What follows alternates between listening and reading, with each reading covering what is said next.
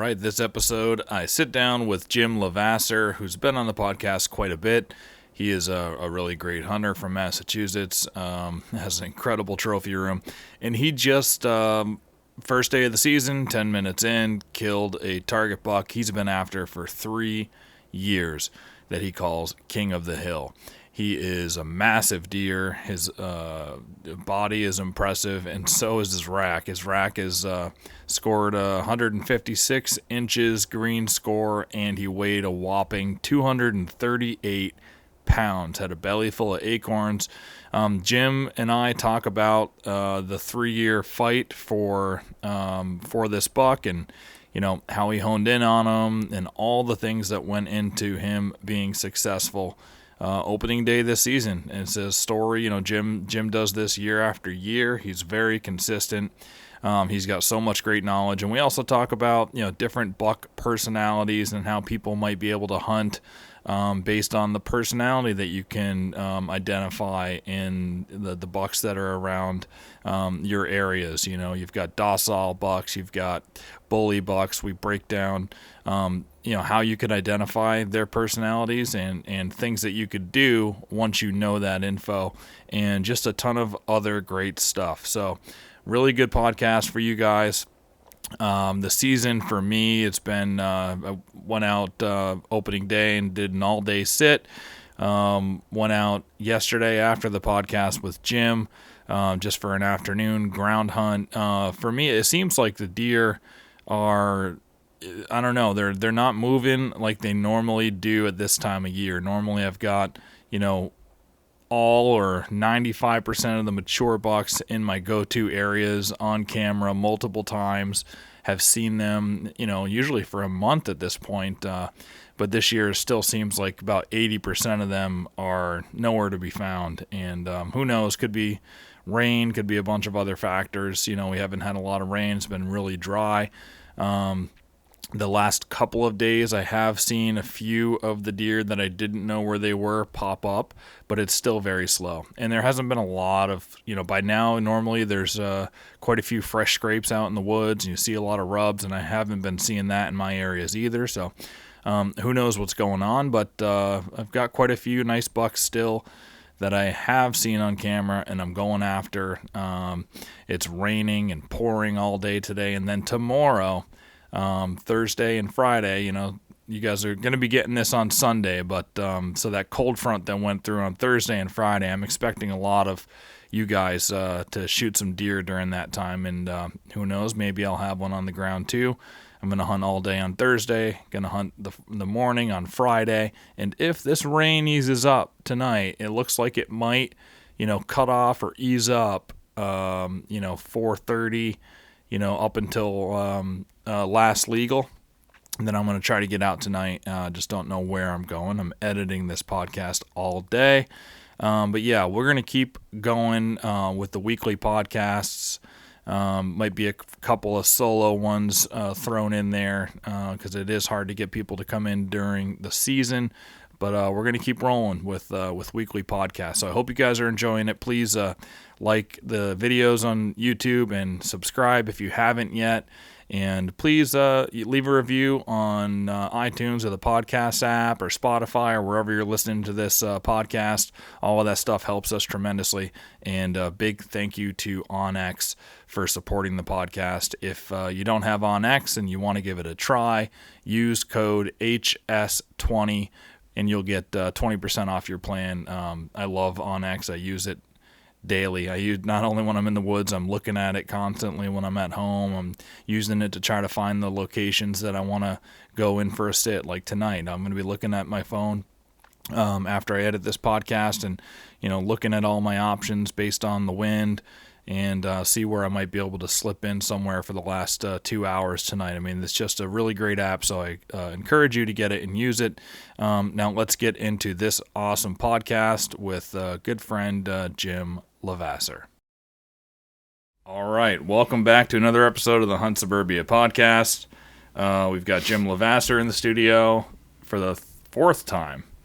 So, very popular guest, super frequent guest. We had Massachusetts opening day yesterday, And Jim, how long did your opening day last? About 10 minutes. 10 minutes. Jim shot a stud of a buck, big mainframe 10 with a split brow, 11 pointer that weighed 238 pounds, which is just a behemoth around here. And there's not a whole bunch of 200-pound bucks in Massachusetts that get killed, but Jim seems to do it, very frequently. That's what I'm after. That's what I'm looking for. Those big old bucks. And yeah.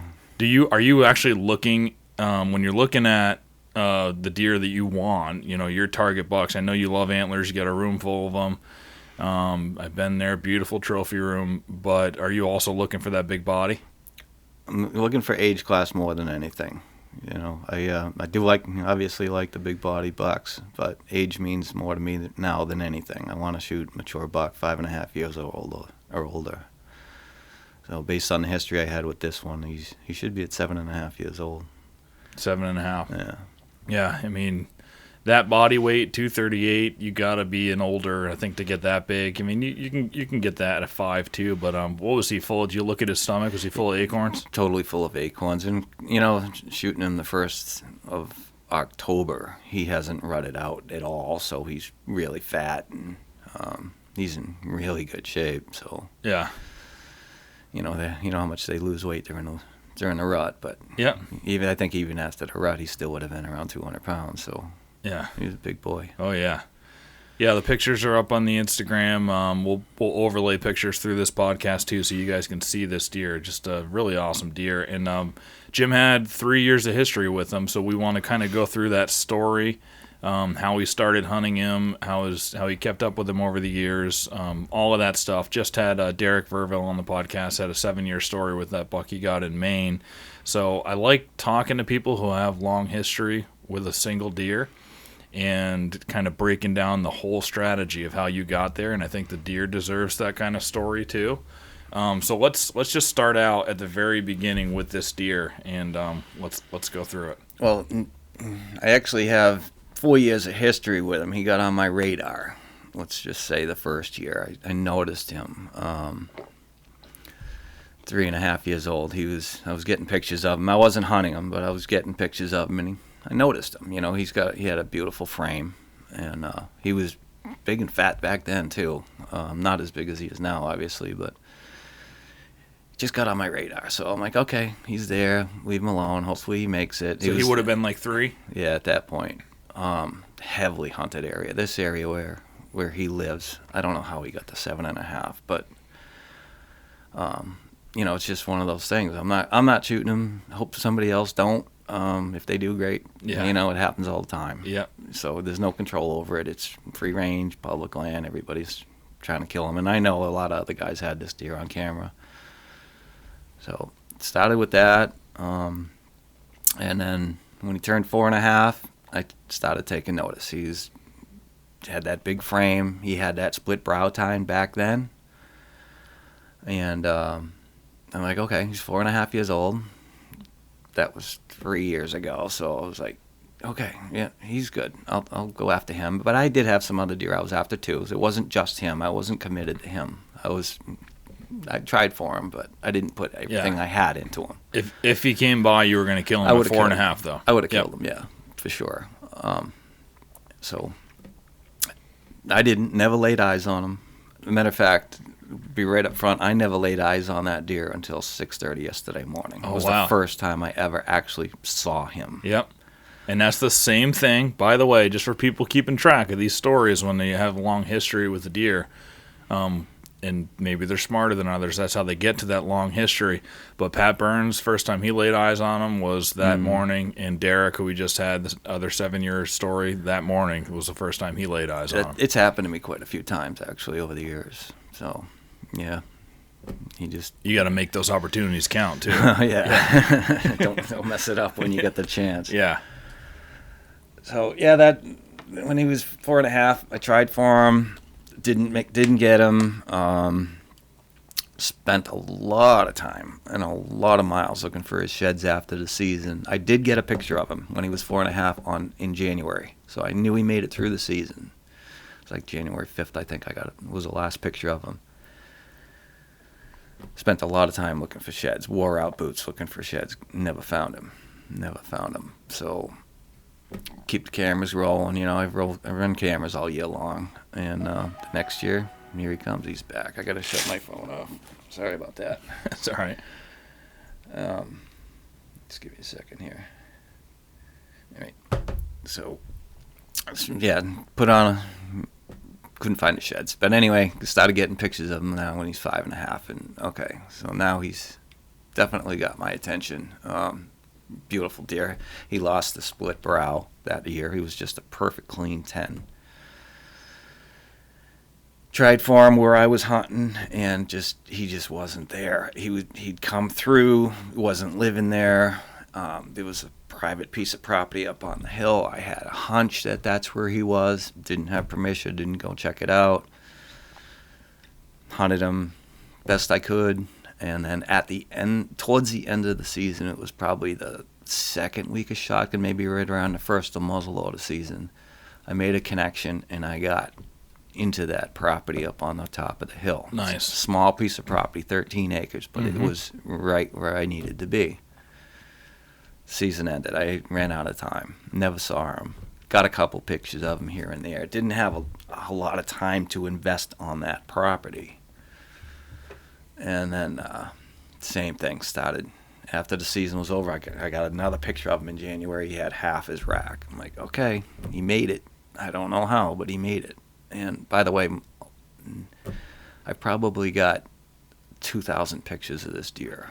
Yeah. And more than half of them are daylight. He walked around during the day all the time. Yep. I don't know how he survived. That's crazy. I really don't know how he survived.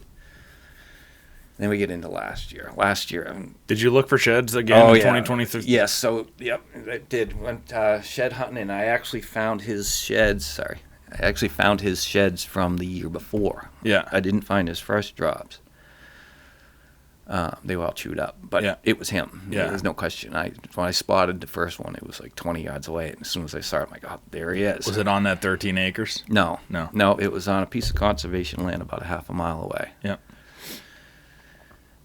So then I just started putting together the dots. I'm like, he's not living here. He's coming and going. So I had tried to branch out best I could, and there's so much property that I can't walk on. Yep. Suburban buck, like at its finest. There's just so many places you can go, and I can't. So it's kind of fun doing that, though. I mean, it's obviously we wish we could go anywhere, but this is how I have to hunt too. There's a window that you can hunt them in, a window of property, and you have to really figure out that window of property and how he's going to be moving through there. But it's hard, but I enjoy that. 100%, and we're going to get into that a little bit more. But yeah, you're right. So during that shed season, when I was looking for him, that was 2 years ago.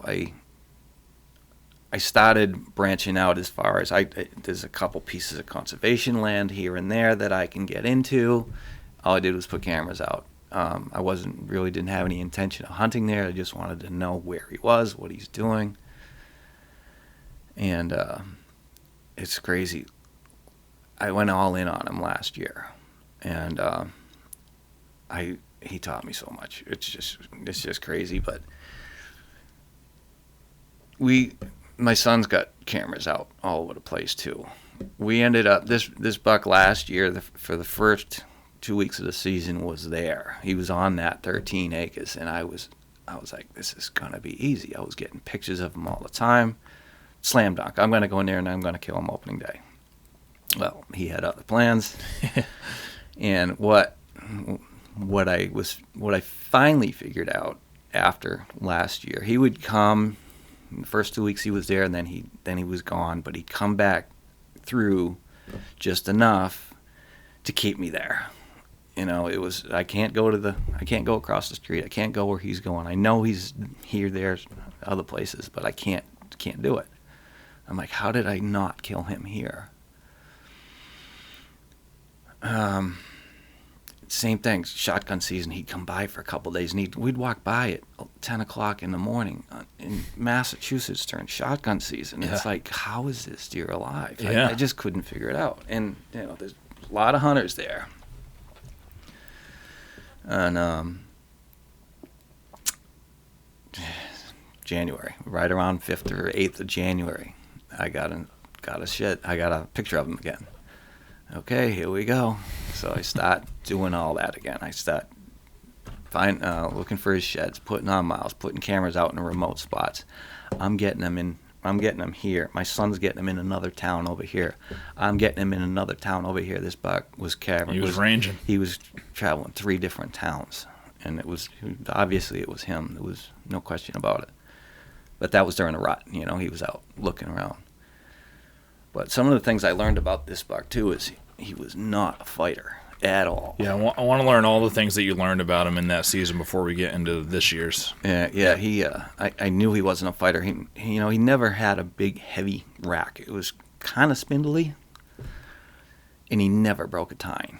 He never had a scar on him. And he was always alone when I saw him on camera. He was never with other Never bucks. bachelored up. No, he was always alone. He was a loner. Mm-hmm.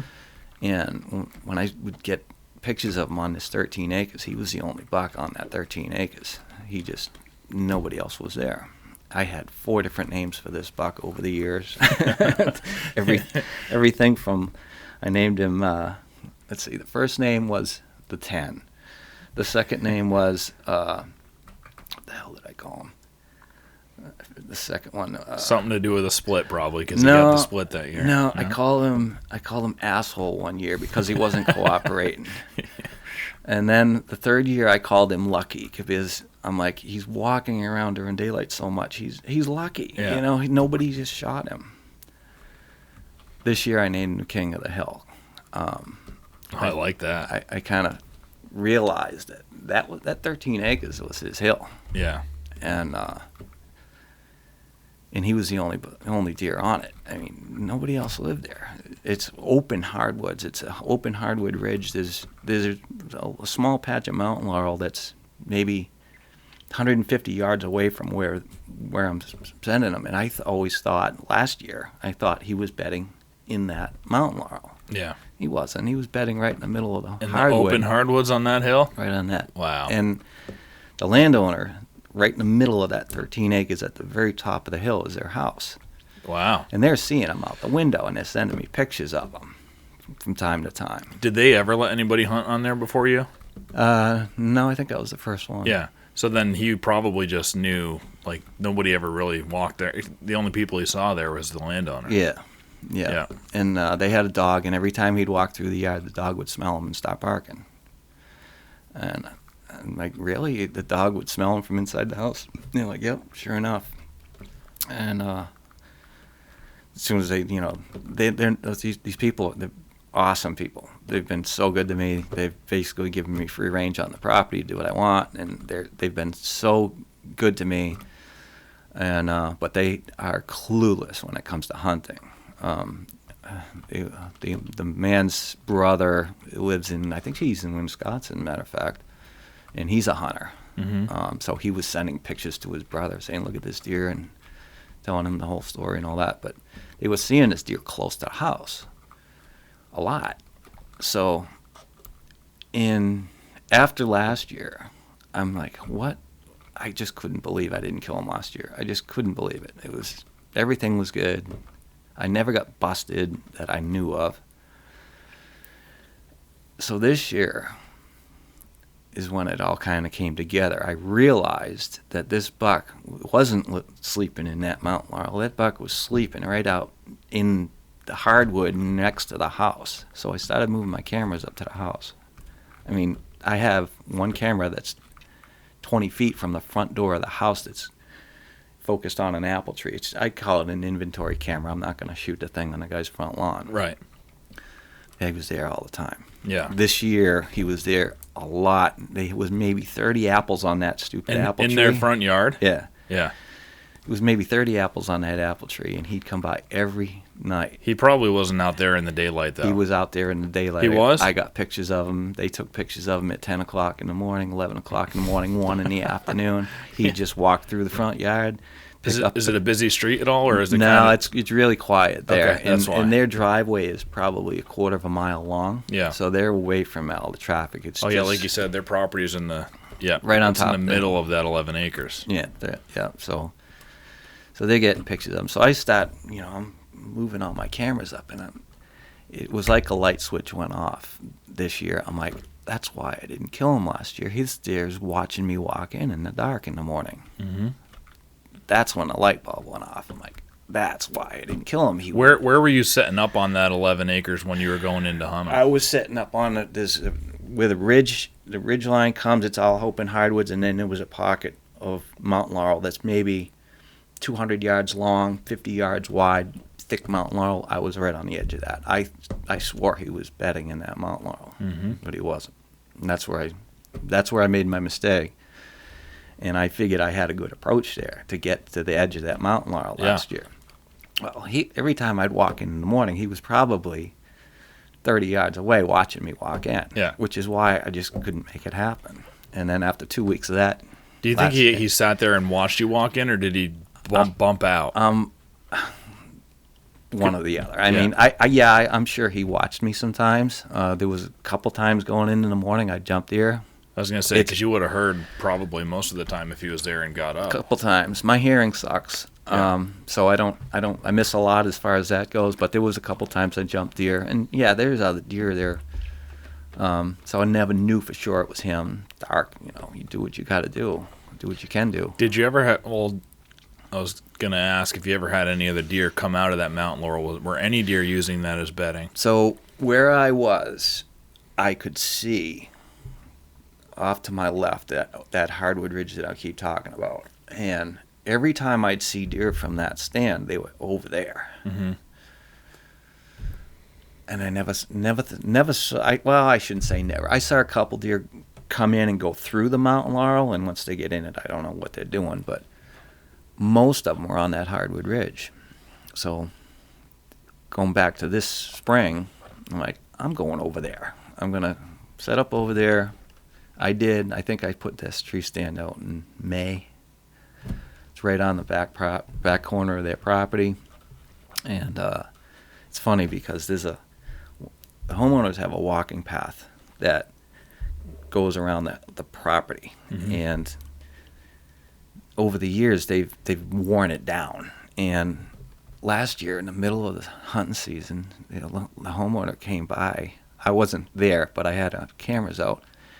And he came by in the middle of the day, and he's leaf blowing. He's got this big backpack leaf blower, this gas-fired leaf blower, and he's leaf blowing the path. And I'm like, oh no, what are you doing? This is my hunting spot. Of course, they're the homeowners; they can do whatever the hell they want.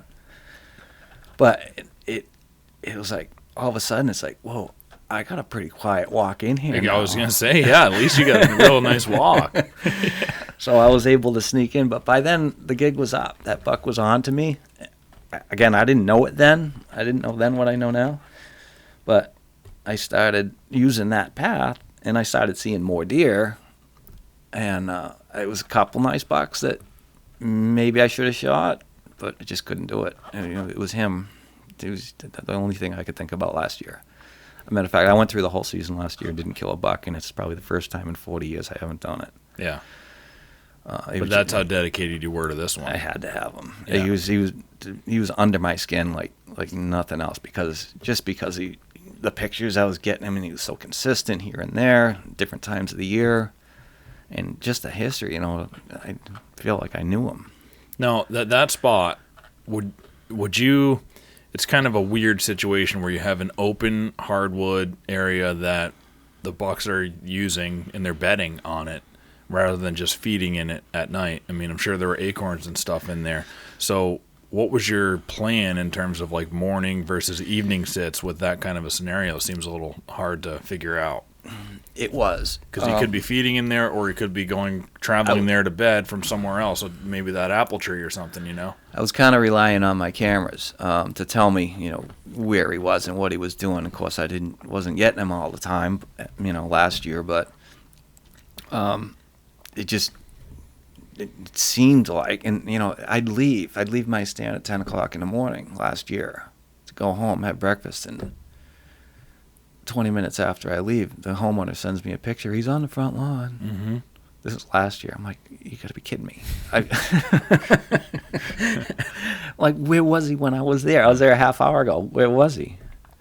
So that's when I realized he's right at the house. Yeah. He's probably sleeping underneath the deck. Yeah. He's just that close. Dude, you know what I thought? Maybe, what if, this would be a weird thing to ask, but you're like, ask the homeowner, can I wear your shoes? Because I wonder sometimes with these like suburban deer or ones that like to bed up near your house, right? They become accustomed to that homeowner and that homeowner's smell and stuff. Like, I wonder if there would be benefit to that in some scenarios.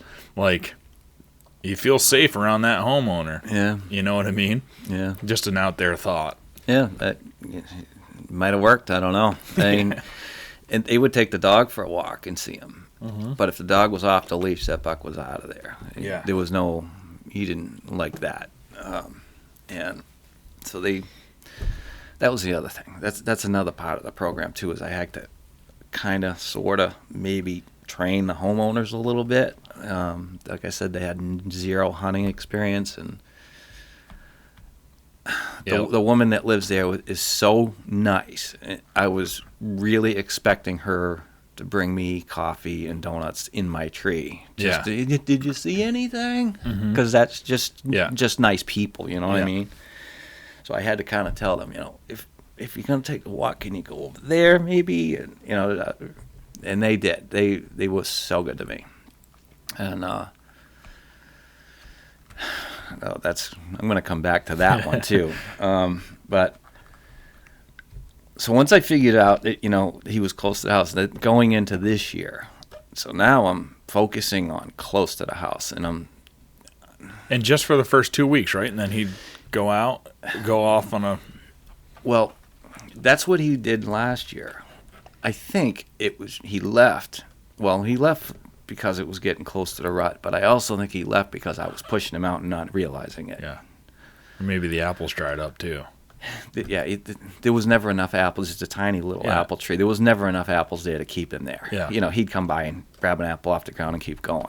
It wasn't an orchard. It's one little tree. 30 apples on it. So, but there was always acorns. Last year was too many acorns. A lot less this year, but it was way too many last year. And I'm getting pictures of him, just watching him blow up like a tick. He's getting so fat. And he just, like, at least once a week, they're sending me pictures of him. God. So I knew going into this year that if he's hanging out that close to the house, I need to change my approach. And I moved my stand in May and put a camera on it and getting pictures. He just walks by. He walks the top of this ridge and just walking by my stand almost every single day. So yesterday morning, I'm going to get back to my landowners now. They know. She keeps asking me, when are you going to start hunting? When are you going to start hunting? I'm sorry, October 6th. Okay. I go to bed early Sunday night. 8 o'clock I'm in bed, and I get a notification on my phone. Of course, what's that? And there he is. He's at my tree, walking by, eating acorns at my tree at 8 o'clock. The next picture I get, 8:05, is my landowners. Oh, man. At the tree, walking their dog. I'm like, they haven't been in those woods once this year. Yeah. And they waited till opening day, night, to do it. And I'm losing my mind. I'm like, they wouldn't do. I'm like, they wouldn't do this to me. They're trying to sabotage my hunt. I'm like, so many things went through my mind. They're just oblivious to hunting. So many things went through my mind. I couldn't sleep. I was mad. I was like, I felt defeated almost, because I'm like, everything is set, the stage is set. I haven't been in these woods in 3 weeks because I'm just staying the hell out of it. And then 8 o'clock, a little after 8 o'clock, they come walking through. So now I'm losing my mind. Can't sleep. 1:14, 1:15 in the morning, I get a picture of him. I'm like, oh God, thank you. He didn't leave, The buck's used to them, but he's not used to them in the woods at 8:30 at night, so that was a huge relief. They have flashlights? Yep, headlamps, and when they both had headlamps on in the picture, and they both had flashlights in their hand, and they had the dog, and just out for a walk. It was a nice day. Maybe they're thinking, he's starting to hunt tomorrow. This is our last chance to see this side of the property for a while, Could be. I sent him a message before I couldn't sleep. I was mad. I'm like, I said, I saw you guys out for a walk. I said, that buck was at my stand 5 minutes before you guys got there. And she sends me a message back. She says, oh, really? Did I ruin everything? I'm like, I don't know. I says, I'm going to try my luck in the morning. So he shows up a little after 1 o'clock, got a picture of him, and then I was able to fall asleep finally. Alarm clock goes off. Once you got the picture, once I you got fell that asleep? picture, I kind of was like, okay. I was like, okay. Yeah. So then I get up to hunt, and I got another picture of him at 4:45. Like, he's right there. He's on that ridge. And I had already played the scenario out in my head so many times. I'm like, I'm not going in there in the dark. If he's there, I'm going to... And I was able to see where he was going. He loved to walk the top of that ridge. So the last picture I got of him, he was headed out towards that ridge. I'm like, I got to get in that tree right now. And I did. And the day before What time did you get in there? 5:15. So you went in earlier than you normally would. It's about the time I normally would, yeah. But it just worked out timing-wise. Yeah. That's when I needed to get in there. Yeah. The day before, he would walk through at 7:30. He did the same thing. I got him on camera, and he went out to that ridge, and he came back at 7:30 the day before. Like, I just need him to do that one more time. And I got in my stand yesterday morning, and right off the bat, I hear crunch, crunch off to my right. And I look, and it's dark. It was not dark, but it was before shooting light, maybe 10 minutes before shooting light. And it's a deer. I put my binos on, and it's a nice 8-pointer that I know. A 4.5-year-old 8-pointer. My son knows it too. This deer's got a bad leg, but he's got a nice rack. I'm not gonna do it. So 20 minutes. I'm watching him. He goes from 60 yards to 30 yards, just sucking up acorns.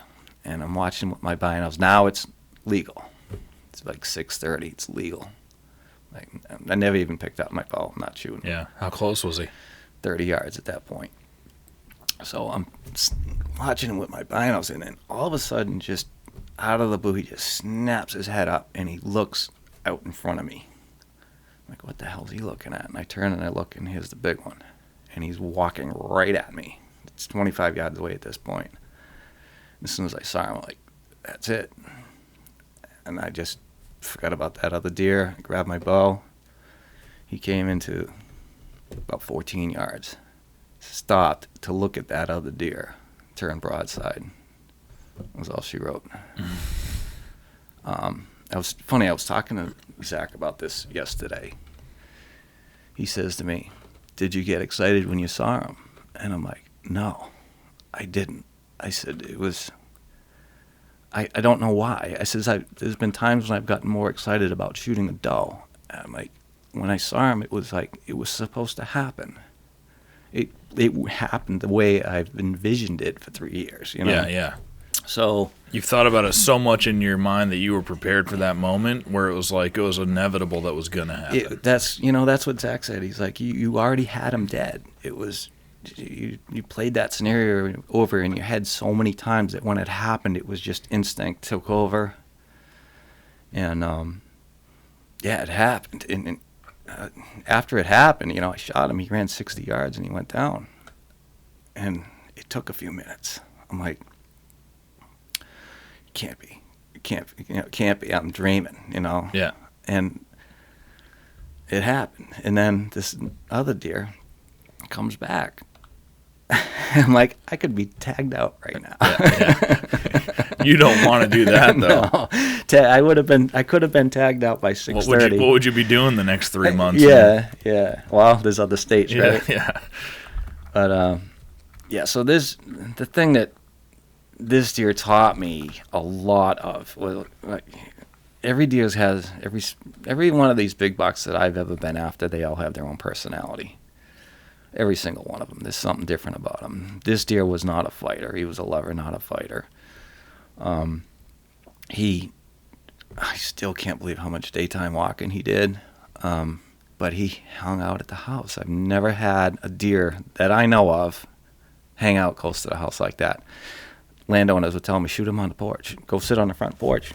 And I'm like, well, I'm not going to do that. That's not hunting to me. That doesn't feel the same. Right. And then, like, there's no way I'm ending this this story, right, shooting him off somebody's front porch. Yeah. It can't happen. But they kept telling me, shoot him off the porch, shoot him off the porch. They're sending me pictures from their bedroom window. They're sending me pictures from the front living room. It's also interesting. Like, they seem like a family that would be all about that deer and kind of look at him like a pet, but they're like okay with you shooting him. So that was another thing that I started to get worried about 3 or 4 weeks ago. I'm like, they're sending me a lot of pictures of them all of a sudden. I'm like, damn it, they're going to fall in love with this deer. Yeah. And I'm like, shit, they're gonna say, well, can you find another deer? Because we're kind of getting used to this one. We kind of like him. And I was really starting to do that. So I was starting to think that. And she called me. She's like, when's the season start? She says, I can't wait for you to get this deer. That's awesome. And so I was like, okay, cool. They're still on page. And then they're like, when you shoot them, you got to make sure you let us know. You let us know. So they were one of the first people yesterday that got the text. And they couldn't wait. They went right in the woods with me. She was wearing shorts and Crocs. And awesome. He was, he's in his shorts and Crocs. And they went in the woods and they were just like, wow. They'd seen him forever. But to see him up close like that, they were happy for me. They awesome. were super happy for me. So it was a nice way to end it. Oh yeah. Yeah. Everything went right. With the deer like that, you said Zach's got a bunch of cameras out and stuff too. So pieces of the puzzle maybe came in through him. Did he have a green light on him too if he saw him? Oh, absolutely. Or how do you guys work together? Zach. But he probably wanted you to get him too, so he was like... He absolutely wanted me to get him. There's no question about that. And I told him, 2 years ago, I'm like, you get an opportunity, kill him. And matter of fact, it was one day I was in a stand, I think it was last year or the year before, I forget. But I was in a stand and I'm like, Zach, he's headed your way. I says, I just got a picture of him. He's right here. He's headed in your direction. And he's like, well, I'm not in my tree. I'm like, well, get your ass in the tree. So he did. I would have loved it if he had shot. Yeah, absolutely. But he also knew how bad I wanted him, so he didn't target him. Yeah. He knew the whole story. He knew the history. Every day I talked to him about it, so he knew he wasn't going to take that, know. Yeah. If he had shot it, I would have celebrated with him. Absolutely. But, no, he wanted me to have it. So yesterday, going back to yesterday, I called him right away. He's working in Foxborough. He's an hour away. He was supposed to hunt yesterday, but he said because of the weather, he's like, I'm going to change my day off. I'm going to go Thursday. It's going to cool down to, next couple of days. So I'm like, okay. He says, you call me if you get him. No, he said, you call me when you get him. There you go. So obviously I did. And he left work. He came out to help me. So I really didn't need the help. I had probably a 300-yard drag. It was uphill, but I wanted the help. You got all day, I wanted. Well, I did and I didn't because it was so hot yesterday. Yeah, it's going to get hot. So, but he came. Around 11, it started getting hot. Yeah. So he came and helped me with that and took a bunch of pictures and got it in the cooler. And I hardly ever drink anymore, but I tipped a few yesterday after that. Yeah. I needed that. Yeah. I needed that celebration. We had a good day. We had a tailgate party at the walk-in cooler for the rest of the afternoon. Oh, yeah. So that's awesome. Yeah, that was a special buck for me. Yeah. So his name officially is King of the Hill. King of the Hills. That's what he was when I killed him, so that's what he is. You already got him down to Northeast Texas. He's hanging in the cooler right Yeah, now. yeah. I'm gonna age him for a couple weeks and then I'll bring him down. Yeah. I won't want to let Plus, him. you want to go look at him a few Yep. more times. Yeah, I do. I do. I shot that big one out in Illinois a couple of years ago, and that was on the last afternoon coming home. I literally shot him 2 hours before we were leaving, so you can't bring a whole deer home from Illinois. You got to butcher him immediately. Mm-hmm.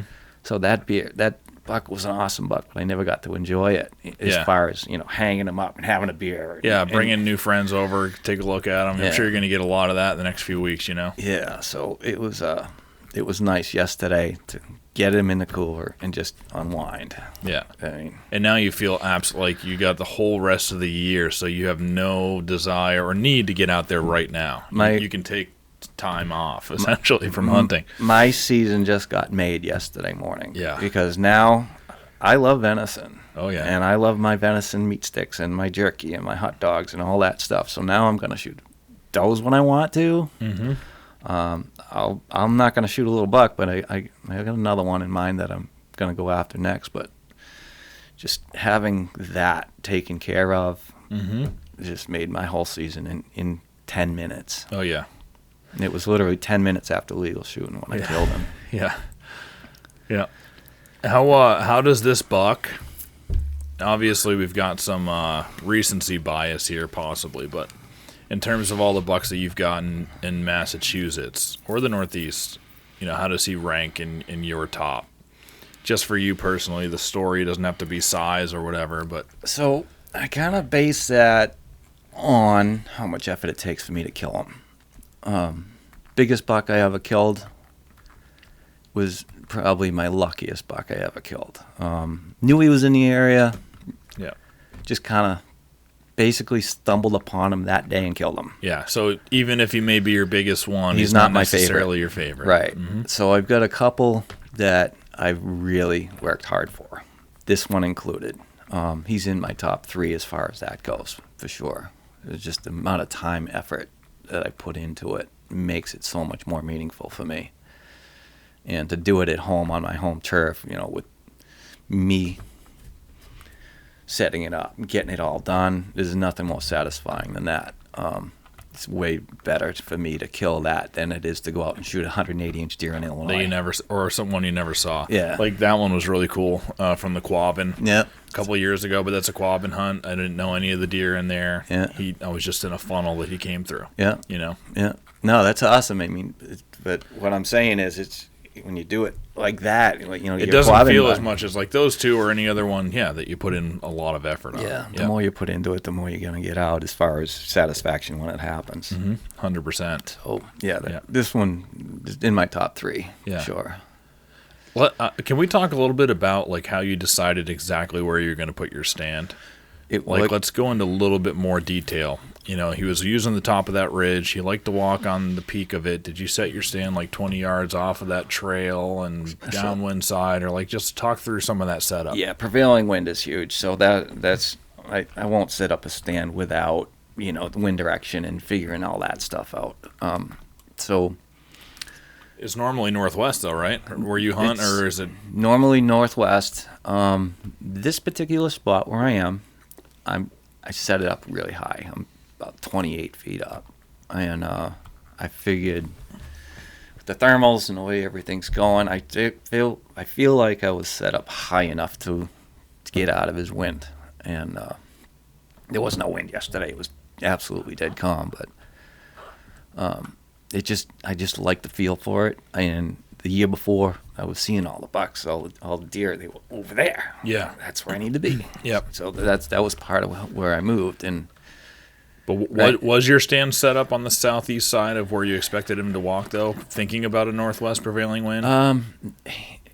It was where he'd come through on the top of that ridge. Sometimes he'd come by 30 yards to the left of the tree. Sometimes he'd be right at the bottom of the tree, and sometimes he'd be 30 yards to the right. Yeah. It was just his travel corridor. Yeah. He wasn't using the same exact trail every single day, but it was his travel corridor. And it's like whenever I'd get him, I was getting pictures of this deer all summer laying down in front of my cameras, close to the house too. Yeah. So I knew he's feeding on that Oak Ridge, and he's going up to the house to sleep. Yeah. So I was cutting him off. I cut him off from bedding, but I was within 50 yards of where he beds. And I knew, that was another thing, I knew that I got to get him quickly because he's going to catch on to me really fast. Yeah. So I put the pressure on myself to get it done as soon as I could. Mm-hmm. But this is just one of those locations that I run into a lot too, where it's like you really can't set up a stand in a great spot thinking about the wind. There's just sometimes where it doesn't have, like you said, he's using it as a corridor. Yeah. How do you know which one he's going to use? So you didn't really set that stand up thinking too much about the wind, right? Well, I did. That's why I set it high. Okay. So that's how I figured I was going to compensate for not being exactly perfect, Yeah. but being high enough, I think would make a difference, and I think it did. And was there any wind that you weren't going to go in and hunt that stand? Like, were there any absolute blackout winds? Not really. Yeah. It was Good. It was a spot that I could pretty much hunt it on Yep. any given wind. I just needed to kind of know where he was and let my cameras do the work. I put a lot of freaking cameras on that hill. Yeah. How many? On 13 acres? Yeah. You're going to laugh at me? 13? Probably 20. Wow. Yeah, so you really... Yeah, there's probably 20 cameras up there, which is going to be great because now I can go get them and Dude, use them somewhere that's else. one of the best things about it, isn't it? You're like, I just freed up all this inventory. Yeah. Yeah. Yeah, so I'll be going after that other deer now, and I got some cameras to move. But I went nuts. I had to do everything I could to make it happen. Yeah. I was going to lose my sanity if I didn't kill him this year. Yeah. My wife's pretty happy right now.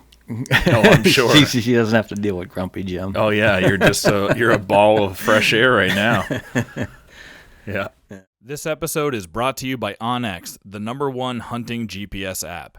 The OnX Hunt app has been an invaluable tool in my hunting pursuits, whether I'm hunting, shed hunting, scouting, or e-scouting. To support our show and gain access to the best hunting app out there, use code HS20 when signing up, and you'll get 20% off your plan. I use OnX to mark rub lines, annual scrapes, stand locations, camera locations, and a lot of other points of interest. For shed hunting, I use the tracking feature, which shows me where I have walked in a patch of woods, but more importantly, it shows me where I haven't been, these little pockets of woods I may have skipped over, and that really helps me to find match sheds that I'm in pursuit of. In Massachusetts, we have to be 500 feet away from a dwelling to release an arrow, or a bullet for that matter. So I frequently will use the bubble feature, which you place a waypoint down on a building, and then you can set your radius bubble to whatever your state setback is, and that'll show you where you where is off limits to hunt and where you are safe to hunt. There are tons of other features I use daily to help me be more successful, which I'll break down in a later video on my channel. But if you want to give OnX a try, they're a great sponsor. I would recommend supporting them. Go download OnX from the App Store and use code HS20 for 20% off. Anyways, keep going. ball of fresh air, Jim, and we'll come back to me. Well, yeah, it's I'm looking forward to moving on to the next one. I remember now. Here we go. I just wanted to talk about a little bit about what his rack did over the years, and Okay. like, was this his biggest rack as what you think is going to be a 7.5-year-old, or was he bigger in other years? So he had the same frame right from the first time I ever saw him. So he was easily to identify, just a big wide. He's always been wide. Yeah. Never had super long tine length. Never had a lot of mass. The width really got me. Yeah. How wide is he? 21 inside. Yeah. So he basically got bigger every year. Even I think this year is his biggest rack. I did not find his sheds last year. I put everything I could into finding the sheds and didn't find them. I do have his match set from the year before. I found one fresh, and I found the other half last year looking for the last year's sheds, still in great shape. And that measured him with an 18-inch spread. He was at 140 inches. So that was 2 years ago. So he went from 140 inches 2 years ago to 156 yesterday. Yeah, I was gonna say, I just kind of like eyeballed it. I was like, this looks like a 160 inch deer. So based on the sheds that I have and the history I had with him, I was hoping he was going to break 150. I was expecting, you know, based on the 140-inch sheds, if I kill him and he's 145 inches, that's great. He's a mature buck. I'm going to be super happy with him. Yep. It turned out to be he put on some more mass this year. Yeah, he seems like he has mass even through the times. Yeah, and he never really did before. He added more mass this year for sure. Yeah. He's got a very characteristic bump on the pedicle on his right side. You can't even see it right now because he hasn't been rubbing. The hair is still around the base of his antler, so you can't see it, but I've got it on all his sheds, and you know, he always kept that. That's another thing about this buck. As they get into rut, you've all seen it, the hucks on the back of their legs turn black and stinky. This thing is creamy white. He hasn't even remotely started the rut yet. Another thing, I've never found a rub from this deer. There's one scrape up on the top of that hill underneath the hemlock tree that I've had a camera on for 3 years, and I've gotten him there occasionally, maybe, when I say occasionally, probably twice a year. He'll come in and he'll hit that scrape and lick the branches. Not once this year. He didn't lay a lot of sign, did he? Nope. I've never found a rub from him that, you know, that I can say this is made by a big buck. Yeah, how are you going to be able to say that? Well, that's just it. You know, it just, there was nothing, there was no rubs that would catch your attention, you know. Yeah. It was just regular rubs, and never found scrapes. That one scrape on that whole hill, Did you have a camera on that scrape? Yeah. Well, and did he actually like use it a lot and freshen it up, or he'd use it like twice a year? Yeah. No, I think he just lived there. That was his home. That was his core. But he'd go off to chase the girls. He didn't really do it there. Yeah. And there's not a lot of deer on that hill. There was a doe there this morning, but there's not a lot of deer on that hill. There never really has been. He just kind of took it over. Yeah. So it's going to be interesting to see now if somebody else takes it over. You know, if another buck that moves 8-pointer that was in there. he could, yeah. If he does, he'll be a good buck in a year or two. It's interesting, the different personalities of deer. I think there's kind of like archetypes, where every deer has a unique personality, but kind of like a human, you can put him into like this archetype. Like you mentioned, he was a loner. You mentioned that he was docile. He didn't fight. You know, we should dive into that a little bit more. But I think you can learn so much about a deer like that. Like in your years, over the years, a loner, docile type buck. What have you seen any similarities between how this one behaved and that one, and things that maybe if you can identify a buck like that, the listeners out there, there's things that you can point to help you kill him. I can't say I've seen another buck as docile as this one. One thing that I knew right off the bat going in, and this was going back 2 years, I'm not going to go in there and rattle. I'm not going to go in there and try to get him fired up, because he's probably going to leave. Massachusetts has this new rule this year that you can use decoys. I absolutely love hunting over decoys. I can't wait to do it. I do it in the Midwest, and it is freaking fantastic. I just love watching how they react to it. I think it's going to make calling more effective. Absolutely. And especially in places like that hardwood where it's open, where if you called in an open place, which I have to do in one of those window properties I was talking about earlier, there's great, if I could get over the boundary that I can't get over and hunt, a lot of these deer would have been dead. But I have to just wait for them to get through this, and it's all open in there. And whenever I see a cruising buck over there, I try to call them over. They get close and they look out into the open where the sound came from, and there's nothing there, and they get out of there. I can't wait to use the decoy for that. And I can't either. But I knew going into it this year that there's no way I'm doing that either. Right. You know, this deer just didn't call for it. Yeah. He's just... in that kind of a scenario, he's got only 13 acres. He's very comfortable. He knows it in and out. You know, you don't want to make too many changes to a small place like that. Right. So... You know, risk throwing a decoy up there. Yeah. I'm going to start, though. I'm probably going to start right off the bat, you know. I might go out this evening, and I was thinking about bringing a decoy. Yeah. But we'll see. I'm going to give it... I'm enjoying this for a couple days. I'm going to start hunting again Thursday. Yeah. Well, Thursday's going to be awesome with the cold front. You know. Right after a day of rain. Yeah. So I'm just like I said, just hanging out, just enjoying it for a couple of days. But I'll get back out there. But yeah, decoy is definitely going to be in my arsenal this year. I don't know if I don't really think it's going to work as good here as it does in the Midwest because you just don't have the number of deer.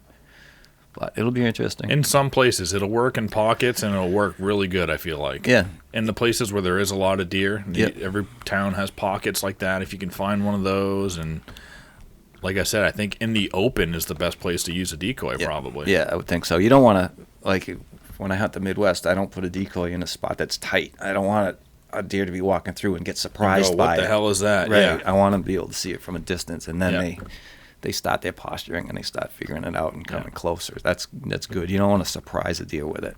Yeah.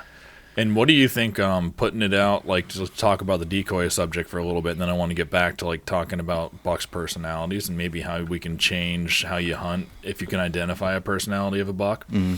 But with the decoy placement, I was thinking of putting it, 25 yards out of 25 yards from my tree, but on the downwind side of it, so that, if you can get one coming in to check it out, they're walking into your. But another guy that was on the podcast a couple weeks ago puts it right at the base of his tree, tied around his tree, and I don't know if I like that. I want it. The way I use them in the Midwest is if I want to be downwind of that decoy, and I want to try to make it so because the big bucks that I see come into decoys, they always want to circle around. They always want to smell it. So if I put that thing out at 25, 30 yards, they're gonna end right up under your tree. They're gonna come between me and that decoy. All right. So you're gonna end up with a 10, 15 yard shot. So I want to set them. I want to be on the downwind side of that decoy. And you put it 30 yards out or something. 25, 30 yards. Yeah. So and then I also do a lot of grunting and rattling and that sort of thing too. So like you were talking about earlier, is you're adding another layer with the decoy. You're making all these sounds, and then they look over and they're like, oh, there is a deer over there. It's way different than when they look and there's nothing there. It's like, what the hell's going on? Yeah. So, yeah, you work it in conjunction with rattling and grunting for sure. Right. Grattling. Grattling. I just made up a new word. So it'll be fun to experiment with that in Massachusetts and see what happens. And I want to do some ground hunting with it too. I think would be really exciting. Yeah, you can, because that's the other thing. When they come into the decoys, they're focused on the decoy. Yeah, so you can get away with move. Yeah, with a little bit more movement. Yeah, especially if you have some good concealment. Yeah. Yeah, I was thinking about going out tonight to try to get a doe close to home. Mm-hmm. I can't make a long trek to some of my favorite spots tonight, so I was thinking, if we get out of here at a certain time, get my son off the bus, pop into the woods and try to get a doe and maybe use that. But I'm not going to be doing any rattling or calling, so I'm going to save the decoys for later, I think. But you'll get them now out of curiosity more than anything. Yeah. I mean, I have seen some bucks on camera already sparring and stuff, so I think, you could rattle this early in the season. Yeah, just don't get aggressive with it. Yeah, just light tinkles. Yeah. And I think, I don't know, what about grunting early season? Yeah, I grunt all year. Yeah? Deer grunt all year. Yeah. So, yeah, I didn't need to yesterday, but I would have. Actually, I wouldn't have, because I'm not going to grunt to that deer. Yeah, like this was a deer, exactly. There's some places where you're like, I don't want to disturb what they've been so used to in any way. I had a grunt call with me. I always do. And it was just in my head, if he's walking and he's going the other way, I got nothing to lose at that point by throwing a grunt out there. Mm-hmm. So I always have a grunt call with me. But to just sit there and blind call to that deer, I would never have done it. Yeah, for sure. But like I said, I knew that deer too. Yeah. So you don't always get that opportunity to know the deer. But you got Rick's grunt tube this year? I do. Yeah, I do. Matter of fact, I bought it at Huntstock before it became Rick's. Yeah. From Nor'easter. Yeah, from Nor'easter, and then Rick gave me another one this summer when I saw him up at his house. So, yeah, I got two of them. Yep. They are great calls. It is, yeah. Yeah, I've never been able to find a grunt call that sounds exactly like the deer you hear grunting in the woods. Yeah, that one's about as good as you're going to get. Yeah. It's the best I've seen, best I've heard as far as sound goes. Yeah. Do you, when you have your cameras out, you set them on video mode probably, right? Picture and video, yeah. Picture and video, and with audio. Like, have you heard that buck grunt at all? In any Not of your- him. No. So he was probably just a quiet deer altogether. He was probably thinking like you were thinking going in there. Like, I don't want to disturb anything in here. He was probably just to himself. Every noise that I make is possible danger. Yeah. I never heard him. Yeah. Never heard him do anything. Yeah. And he'd just walk around really slow. He was always cautious. Matter of fact, on camera, and then that's what he was doing yesterday, too. He was walking right at me when I saw him, but he wasn't walking fast. He was just walking. Yeah. Yeah, so going back to like being a docile animal, so for people listening out there and watching, if you've got a buck that never has any broken tines, looks perfect, you can see in his demeanor, he's always by himself, and if you see him interacting with other deer, that's where you can learn a lot about it too. Yeah. Like, I was wondering because he was normally by himself. Yesterday when you were hunting him and that 8-pointer was there, that interaction you probably were super focused on, like not because you were focused on the buck coming in, but you're probably curious, like, I want to see how they react to each other. Yeah, and as soon as he saw that other buck, he stopped and turned broadside at 14 yards. So it worked out perfectly for me, but he definitely saw that deer, and that's what stopped him. I think he was just walking along, and then all of a sudden he's like, oh, what's that? Yeah. I don't know. Maybe he didn't like it. Maybe he was going to go check him out. I don't know. I didn't give him that opportunity. Yeah, like if you weren't there, I'd be curious to see what happened. Yeah. At that point, like if that 8-pointer knows that he's docile, maybe he would have stiff leg walked to him or something, and and that the other deer was definitely interested in him because after I shot him and he went down, that other buck went over there and started that. Yeah. The 8-pointer started grunting at him and stomping his feet. Yeah. What the hell's going on? But, yeah. So I didn't get the chance to see the big one's reaction for more than a half a second. But yeah. How old do you think that 8 is? 4.5. 4.5. Yeah. Yeah. Pretty sure he's 4.5. Nice deer. I hope Zach shoots him this year. If he don't, he'll be on my list next year. He's another buck that covers a lot of ground. Yep. Zach's got his spots. I got my spots, but this deer overlaps. Do you have any idea of what his personality is like? It's hard to tell. I do get him with a lot of other bucks, so he's definitely not a loner like this one was. Yep. I got him recently sparring too, so he's actually, I'm gonna say he's more of a normal deer, if there is such a thing. He's had a really bad broken leg that when we saw him 2 years ago, I mean, it was like dangling, like it was going to fall off at his knee. Yep. And now he's all healed up. He's got a big lump on his knee, but he's fine. He barely limps anymore. So I don't know how it happened. I don't know if somebody shot him or if he got hit by a car. Who knows? But it'll be interesting. I'd say if Zach doesn't shoot him this year, one of us maybe next year will shoot him, and be interesting to cut that leg open and find out what the hell's going on. Yeah. What happened to his rack through the years that you'd known him when he got injured? Did anything funky happen or no? No, nothing happened. And I said that to Zach. I'm like, he's going to be a wicked non-typical next year if he makes it. And he never did. Nothing changed. He's getting bigger every year. But no, I thought for sure he'd grow a freak rack. It's another one of those mysteries in the hunting world. It's like, why? Yep. Why do some deer grow crazy weird racks or have a stunted side after an injury, and then other ones just are fine? Yep. Yeah, it's strange. Yep. I can't figure that out. But so on the flip side of a really docile buck, everybody knows that there's every once in a while you see a buck that's just a bully of the neighborhood. Mm-hmm. He comes in aggressive all the time. Doesn't have to be the biggest buck. Usually they've got a pretty big body, though, those aggressive ones. Mm-hmm.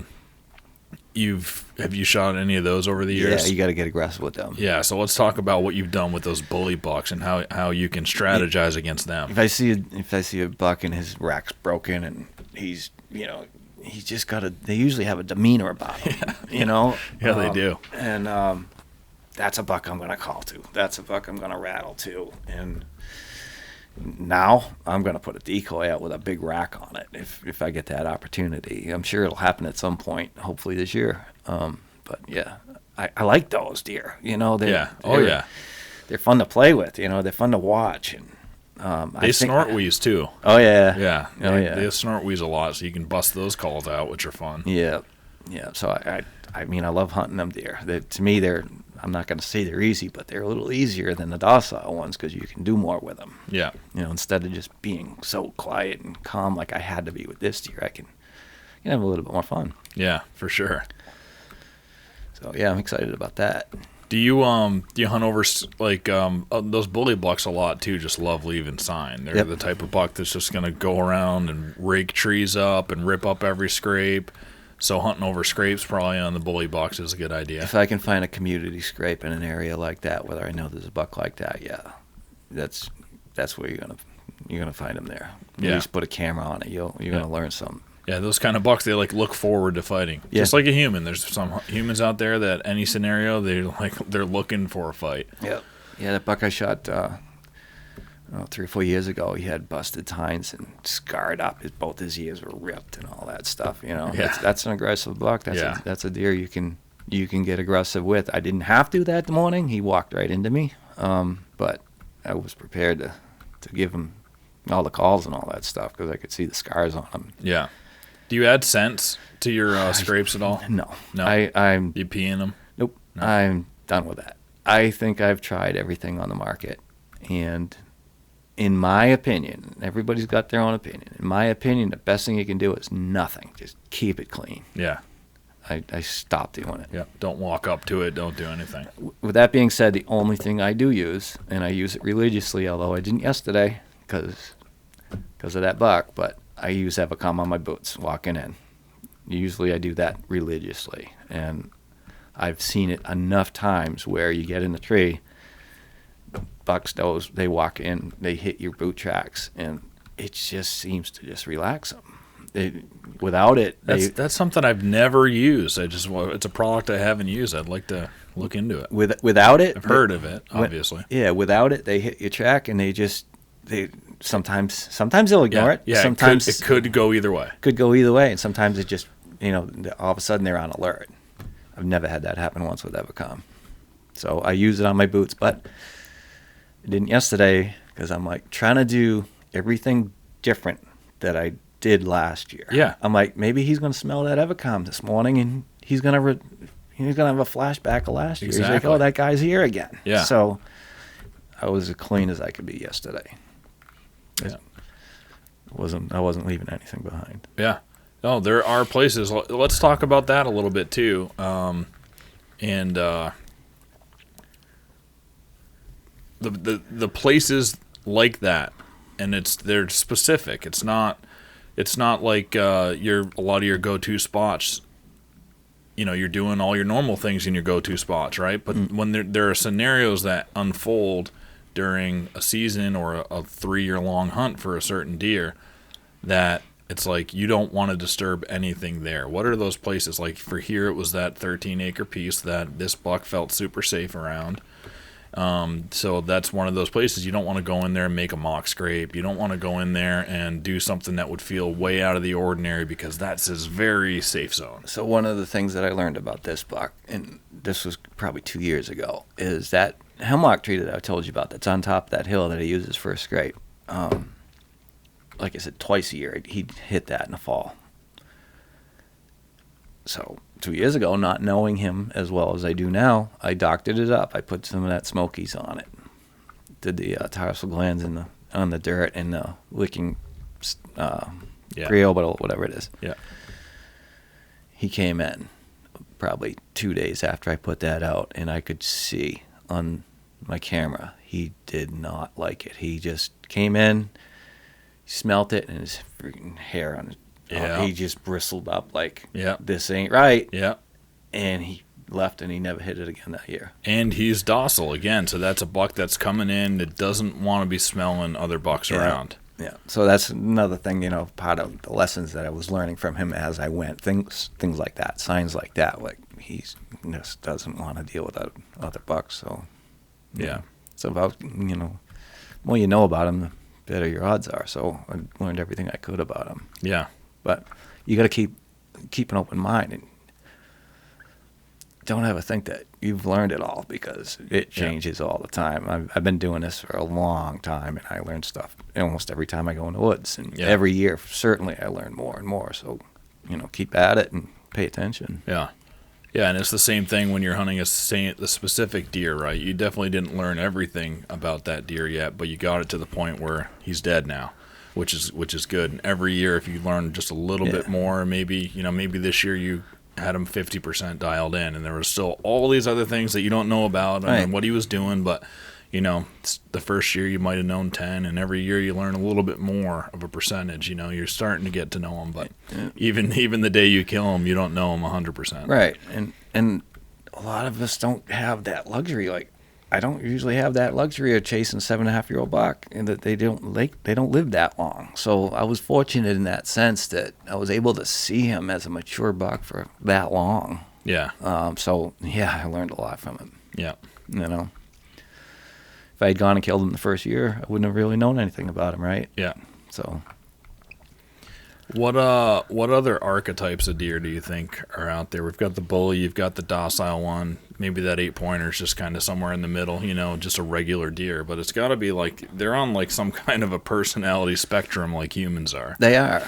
They got the lovers and the fighters, and it's nocturnal deer. Don't get me going on those. I hate nocturnal deer. But I've had deer that, they're somewhere during the day.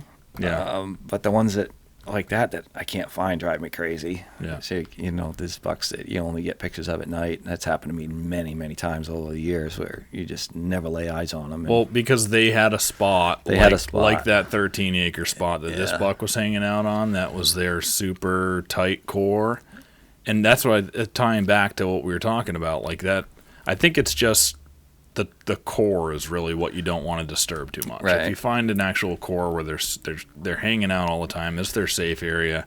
That's where you would do things differently and not try to disturb anything. Yeah, and finding that core is hard to do. Really hard, yeah. That's the thing. And I got so lucky especially this year and last year that was his core area.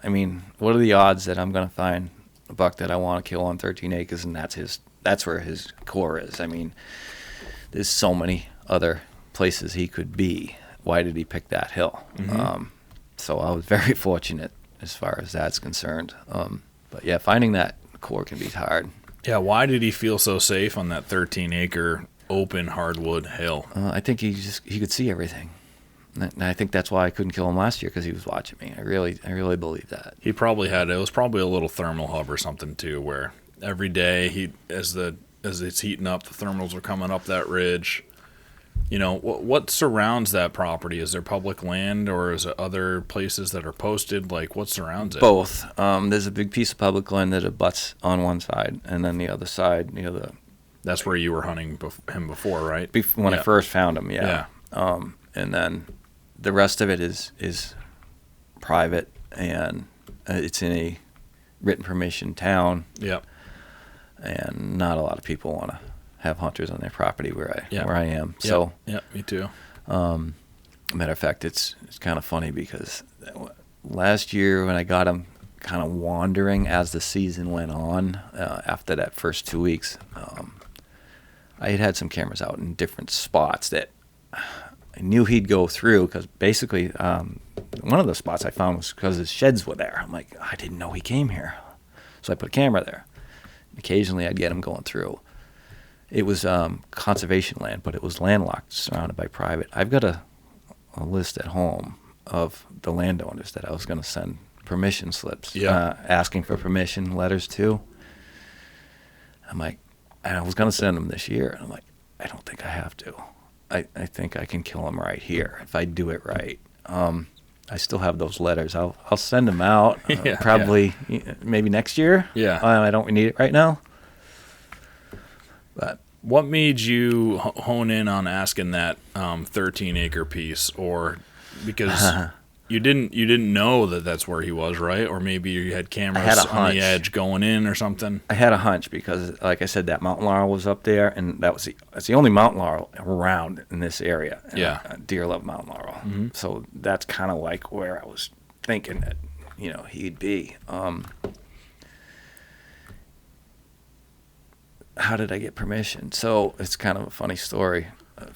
Many years ago, I think Zach was 16, 17 years old, and he shot a nice buck with his bow. And it was in the afternoon. We were maybe 200 yards apart in tree stands. He shot this buck, and he hit it, and didn't have a lot of blood at the beginning. Found his arrow. We're like, okay, we're gonna back out. Let's give it some time. So he never saw the arrow hit it. He didn't know where he hit. So we ended up tracking that deer. We went back about I think it was probably 10 o'clock at night. We're tracking that deer with flashlights, and next thing you know, we're on the ground with flashlights looking for blood. Next thing you know, hey, look up, and there's a house about 150 yards away from us, and here comes the landowner. Flashlights. It was those two people. Oh, really? And they're like, what are you doing? So we told them. I'm like, oh. And the lady says, can I see the blood? So right then and there, I'm like, oh, they're not anti-hunters. Yeah, she's curious. Yeah, so I had to show her the blood. And that was the first time I'd made a connection with these people. And then I found out through another buddy of mine who does work on their house as far as HVAC. He got in touch with them for me because he knew them well, and they're like, "Oh, sure, you can come up." So awesome, That's how I got. That's how I got in there. Yeah, but you honed in on that piece versus the other private pieces that were around because of that mountain laurel patch. You just had a hunch. Yeah, pretty much. Yeah. That and really in that area, there's like no mountain laurel. Yeah, except for that one patch. It's like the only patch around. So yeah, I was drawn to that. Yeah, I think any time that you're looking or scouting in a spot and there's something unusual. For the area, like just a patch of whatever it may be, laurel is one example. Yep. Then those are that should heighten your senses. Something different that no other property has. Because it's a unique edge, and deer love edges and little islands of stuff, but especially a unique one, it stands out to them too. Yeah, yeah. And after what I've learned hunting in Zone 5 out in a little bit further west, where it's just Mount Laurel City, I've learned just how much the deer really like that stuff. So that's what drew me up there. Yeah. What other plans do you have for this year? You staying in Mass? You gonna go other states? Or I'm staying in Mass. I've got now. I'm gonna kind of enjoy the next day or two, and then I'm gonna shift gears and go back grinding again. I've got a 5.5-year-old 11-pointer that I'm gonna go after. Hope to get him. If I don't really care now, but going to Illinois in November, and then my son and I going to camp in Maine, do some tracking, hopefully in the snow if we can get some snow. So having this buck on the ground frees me up to do all that other stuff. Oh yeah, now, so. It must feel so good, man. Yeah, I've been wanting to get up to camp, and last year we went up for a few days because Zach, we had already had our hunting licenses because Zach shot a moose up there last year. Yeah. So we already had our licenses, so we went up there for a few days last year. But Zach loves it up there. He shot a nice buck up there, and he wants, he's going again. And I told him, I says, I'll go. I says, but if this buck is here, I'm not leaving this buck to go find another one. Yeah. And Zach knew that. I'm like, I'm staying here. I'm either gonna kill him or I'm gonna die trying. Mm-hmm. So now I'm like, now I can go camp and do all that stuff. And have fun. Yeah. Pressure's off. So yeah, you're one of those dedicated guys that will sit every single day, full day in the rut. I mean, every brutal day. Cold, and a couple years ago you got one the last day, right? Yeah. Doing that. Yeah. And let's talk a little bit about, and you pass a ton of deer. Mm-hmm. You pass really nice deer. That 8-pointer. I mean, a lot of people would have shot him when he came back in. But why do you do that? And what has it taught you over the years? Well, I do it because, first of all, I love to hunt, and being tagged out is a nightmare for me. Mm-hmm. Years ago, I tagged out like the first week of the season, and I was a mess the rest of the year. All my buddies are out killing deer, and I'm like, this was back, before we had all these tags that we have now. So I love killing deer. I mean, I love hunting deer. So I'm not going to kill everything just to tag out. Period. I hope I don't shoot another one now till the last week of the season. Right. So I just lost track. It goes through your mind. This happened to me a couple years ago too. It was the first week, and I still had 2 buck tags in my pocket, but beautiful 6-pointer, walked 18 yards under like 123-inch 6 without brow tines. Would have just been a nice 8, but a big old frame, and that was the biggest buck I'd ever passed. But I was just like, it's too early. Yeah. I don't want to put a tag this early. Well, not only that, I've killed a lot of deer over the years. I grew up. My father was a meat hunter, and we shot everything. I got a pile full of small racks at home. I did all that. I've done it. I don't need to kill a deer anymore. Yeah. To me personally, there's no challenge in going out and killing a deer. I love the challenge of targeting a deer, big mature deer, like I did. It's just the ultimate challenge for me. I just love the chase. And you got to get through the people out there, because this is the mindset I grew up in Vermont too, like hunting in Vermont and deer camp. It's you don't pass anything because there's another hunter that's going to shoot them right away, and that's the biggest roadblock, I think, to letting getting a whole deer population to age and mature is always that in the back of your mind. In Massachusetts, I think we have less hunters. They got to survive that gun season, but typically that's, opening weekend is the main one. Get through that, their odds are going up. But I've been passing a lot of deer the last 4 years too, and it's in the back of your mind. It's like, well, I'm making the decision to pass him. I'm giving him a chance to live another day. And that's enough, because he would have been dead right there. Yeah. Yes, obviously there's a chance somebody else is going to shoot him, and that's always there, but he's got to get through that filter every year when you pass him. Yeah, and see, I'm at the point now, like I said, I don't need another small rack in my house. Yeah. I'd rather have meat in the freezer, so if I want to kill a deer, I'll kill a doe. Yep. Let the big ones live. I'm not going to kill the bucks that I want to kill. Yeah.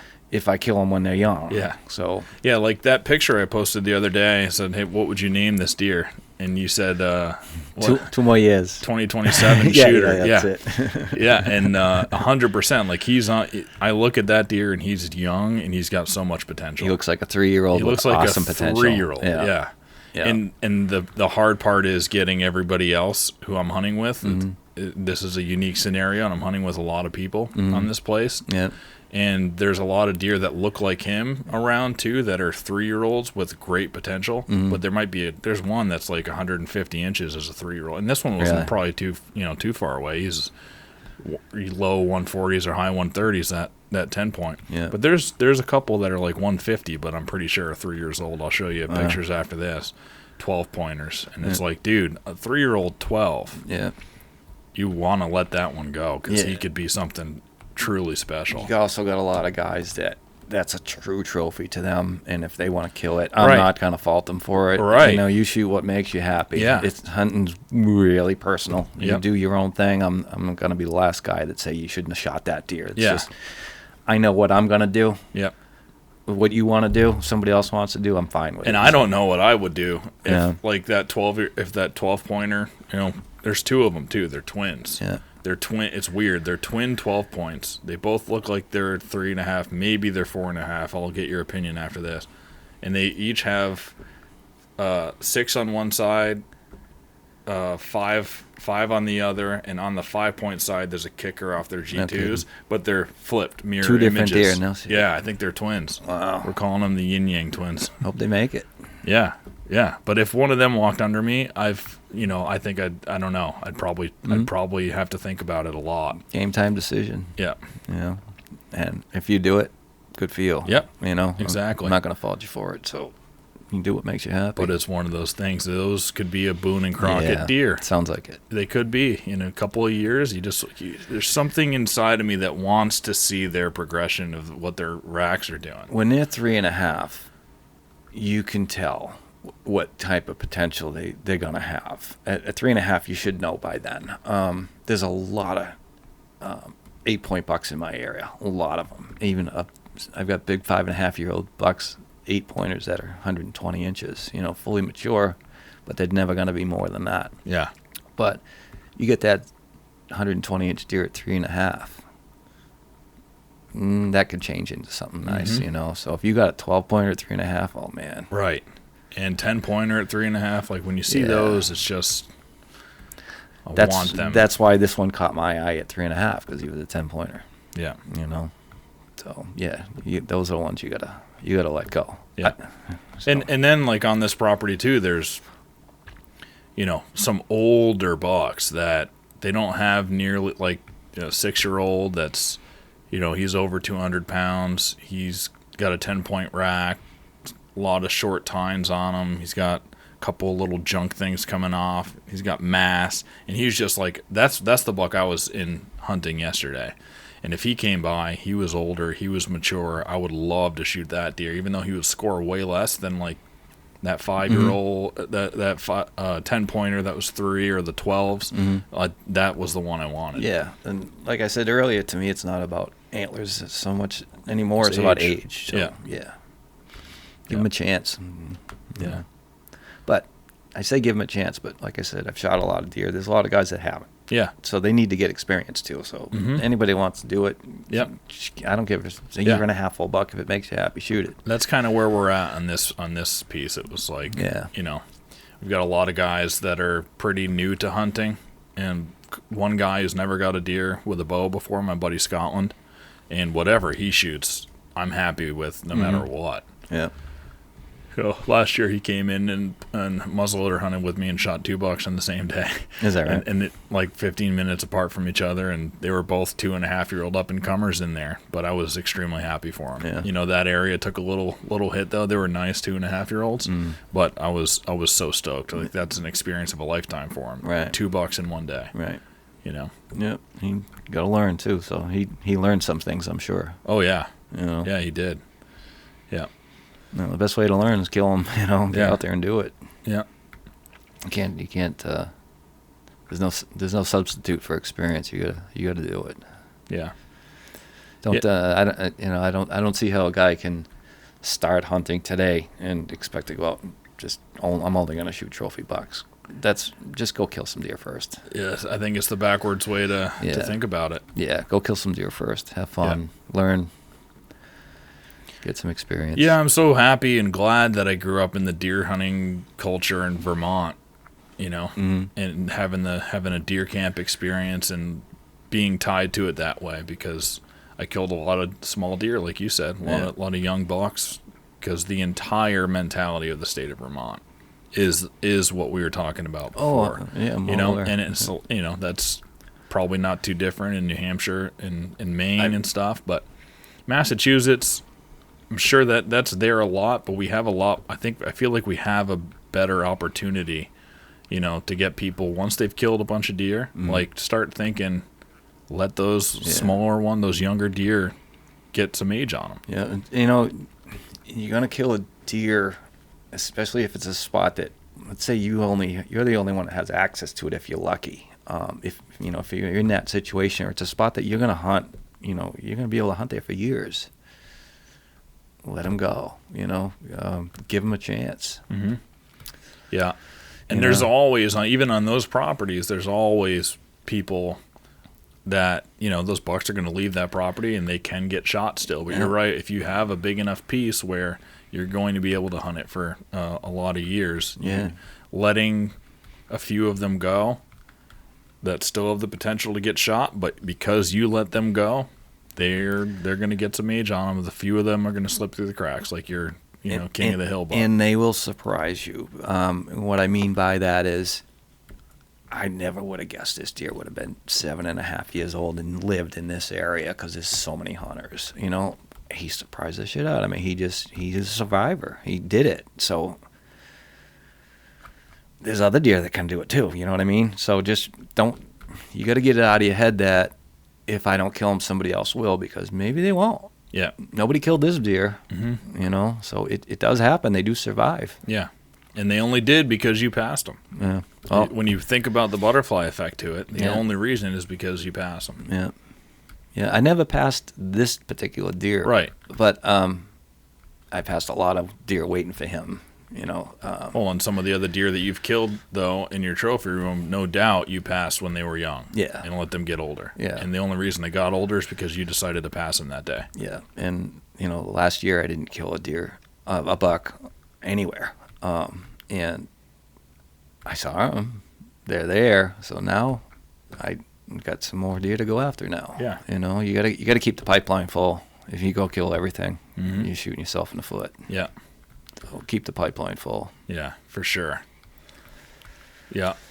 And old does, an old doe is a fun challenge too. Like get a big doe. I bet you're gonna try to kill a couple old does here. No doubt. I love my venison. Yeah, it's interesting, funny story, kind of. End of the season last year, I typically, for the last 35 years, I've put in 5 deer in the freezer every year.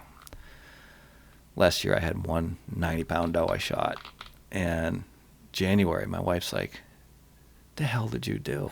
We don't have any meat in the freezer." And I'm like, "I know." Don't remind me.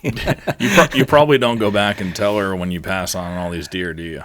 No, not really. She knows I'm not out there killing everything, but it's now I can have fun this year. I wasn't killing anything because I wanted that deer so bad, and I wasn't going to shoot a doe because hoping that maybe he's going to be behind it.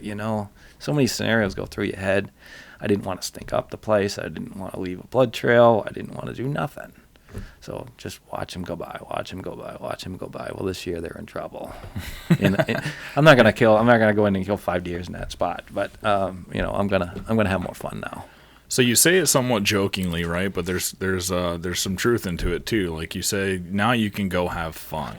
So is there a point when you're chasing one buck that it's kind of becoming unfun for you, or what does it do to you mentally? To be totally honest with you, the harder hunting gets, the harder I hunt. So it just makes me grind more. Yeah, and you enjoy hunting hard, which like I do too, and a lot of people listening will be in that same mindset. You enjoy that, but there has to be moments where it gets really taxing on you, and was there disappointment last year that you didn't kill a buck, or you didn't get him? It was disappointed I didn't kill him. Yeah. And it just, I can't really say I'm disappointed that I didn't kill another deer. Probably enjoyed your whole season. Like I said, to me, the challenge of finding one buck that I want to kill and killing that deer, that the challenge is just where I'm at in my life as far as a hunter goes. I just love the challenge. So if it don't happen, I'm not going to get mad. I'm not going to stomp my feet and hang up my gun or whatever. I'm just going to hunt harder. I'm just going to keep trying, keep grinding, and I'll hunt every day from October 6th to December 31st, with a little couple days off right now for obvious reasons. But I just love the grind. I don't give up. You can't. If you want to be successful and killing mature bucks, you can't just give up. You can't get frustrated and throw your hat in. It's just you're not going to get it done. Yeah, you got to keep grinding, stay with it. Yeah. If you have to go find another buck, then so be it. Yeah. Yeah, because in some of these stories, just thinking Pat Burns and then Derek, who we just had on, 7-year chase, completely consumed. That's crazy, 7 years, huh? Yeah, and they the chase consumed their life, right, and their thoughts every single day to the point where they both said, it got to a point it was unhealthy, it was, mentally taxing me and changing other parts of my life, to the point where when they killed him, it was a big relief. And like this huge weight was lifted off of them. That may have happened to me if I hadn't killed them this year. Yeah, because like I said, I'm all in on this deer this year. I'm giving them everything I got. So if I wasn't able to make it happen, I probably would have been there. Now you're starting to get into that. Yeah, I wouldn't give up, but it would have been like, God damn it, let's good. I got to do something else. I got to figure something out. But I thank God I didn't have to get there. Yeah, you did though. After you shot him, right? There was a little moment of, where you're very happy, and then you're also. Did you have that switch flip where it's over? I definitely got the sadness. I mean, I kissed him. I kissed him right on the face when I walked up to him, and I thanked him, and I gave him a hug, and I'm like, but it's over now. And I felt it. And then this morning I get up and I'm going through my phone, and I'm like, oh, it's not the same. No more pictures of him. No more pictures of him. He's like not there. So yeah, it is a letdown in a sense. But you're just feeling a human emotion, a range of emotions. Yeah, that's it. Yeah. Yeah. I think you kind of have to if you're a hunter and you're trying to do it the right way. You have to. You have 100%. To be. So yeah, I have way too much respect for these animals. I'm not gonna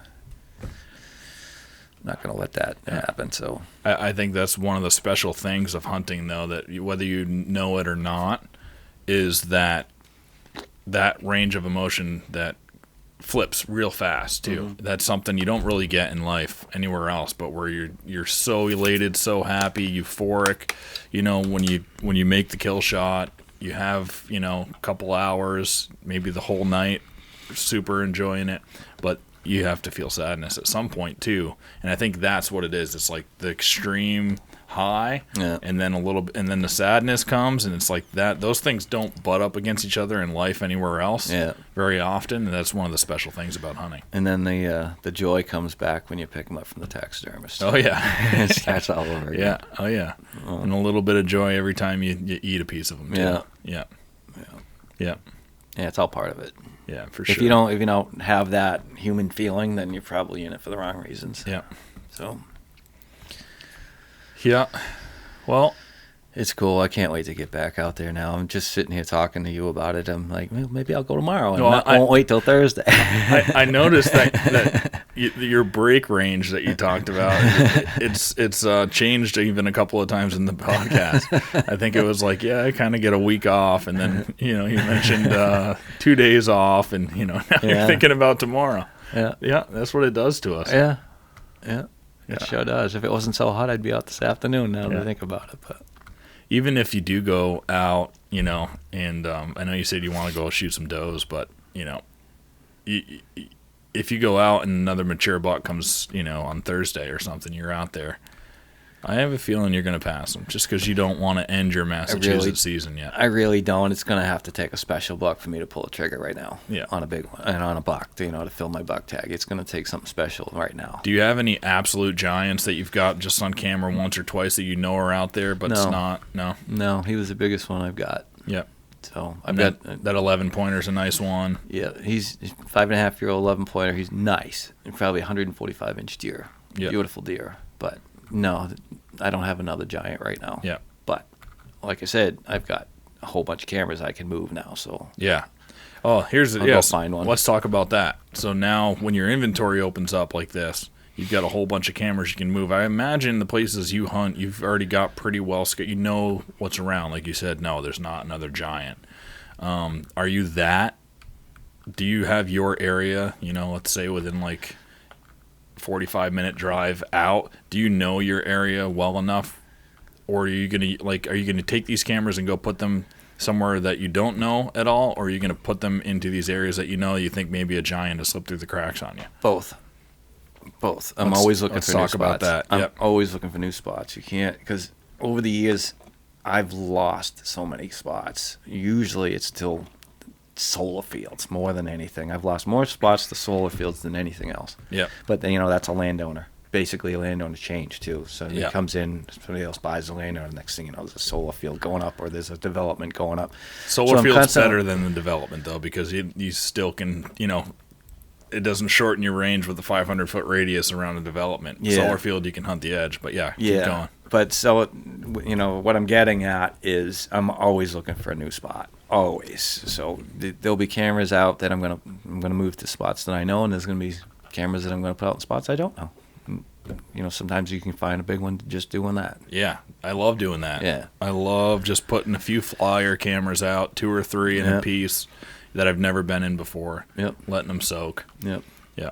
Yeah, that's how you're gonna find the next one. Are you gonna put some of those cameras to try to hone in on the 11-pointer a little bit more? A couple, yeah. Yeah. Yeah, I got a good feeling of what he's doing. Don't know him really well yet because this other buck's consumed all my time. But yeah, I've got some spots that I think where he's going. If I can confirm it, yeah, I'll go after them for Yeah. sure. There'll definitely be some cameras over there. Yeah. So you don't have like this buck. You don't really know where. You have an idea probably of where he's bedding, but you haven't honed in on a core or anything. Right. Yeah. Right. Like I said, this other buck's consumed my whole time for the last 2 years. So, Right. And I don't know. I don't know what the other one's doing, but I'll figure them out. Yeah. Hopefully. Well, and a couple of years ago, 2 years ago, you and Zach came on the podcast, and you were talking about a big 8-pointer, and I think you lost that one to a solar field or something happened where. That buck it vanished on me. Yeah.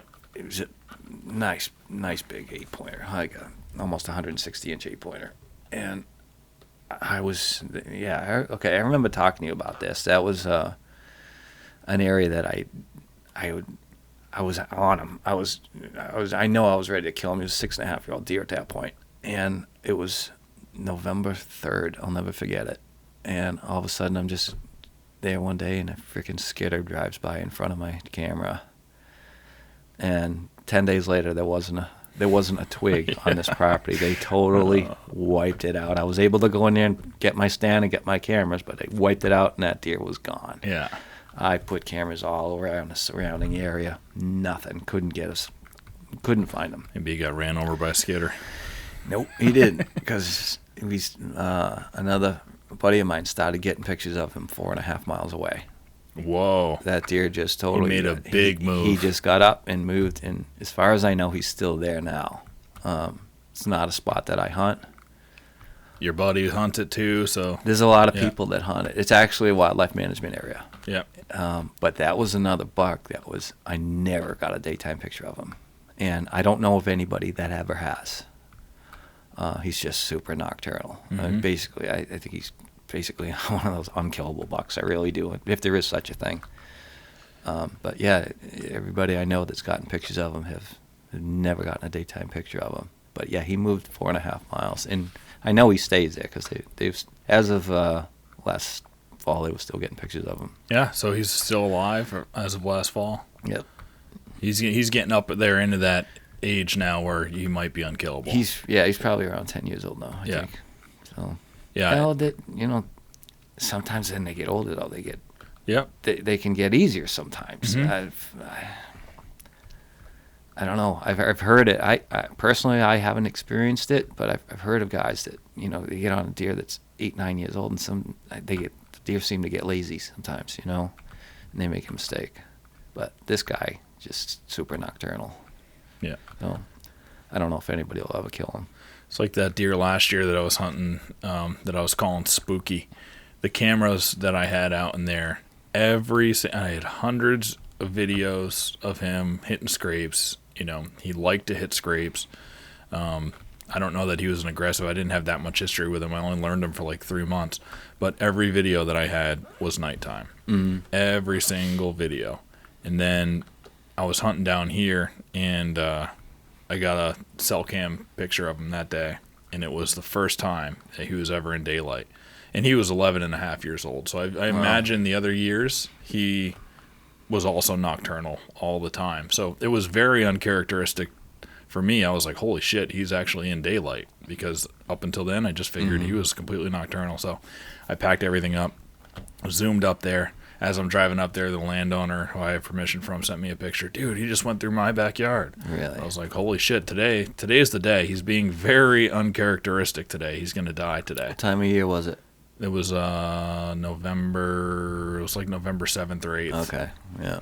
Yeah, somewhere in there. Okay. Makes and he sense. ended up getting killed that day. I mean, he was uncharacteristically out during the daytime. And I bet he was not doing that because there were guys in this town hunting him for 7 years, Really? A lot of people hunting him. Yeah. Really, a lot of really good hunters. Yeah. And he made it to 11 and a half. But that day, he slipped up. Mm-hmm. He went out in the daytime, and he got killed. Wow.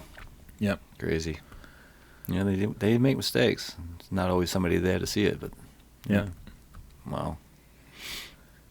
Yeah. 11.5-year-old buck. That's an old buck. Yep. And he was big. I mean, he's still, I don't know what he ended up scoring. I think somewhere, I had to guess, in the mid 170s. He was crazy. Wow. Yeah.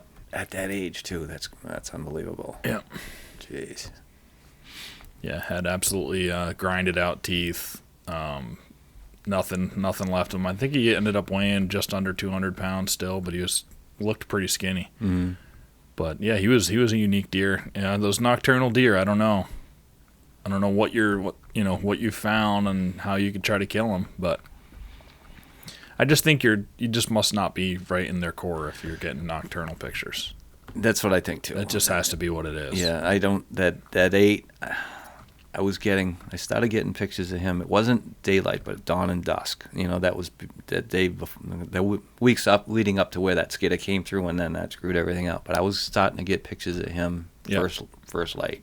Right at the tail end, front and back, and but other than that, I was close to him that time. I think I could have killed him that year if that skidder hadn't gone through, but that was as close as I got. It's interesting to try to figure out why he made that 4.5 mile jump. Was the place where the skidders tore down? Was there anything unique about that property? It was incredibly thick.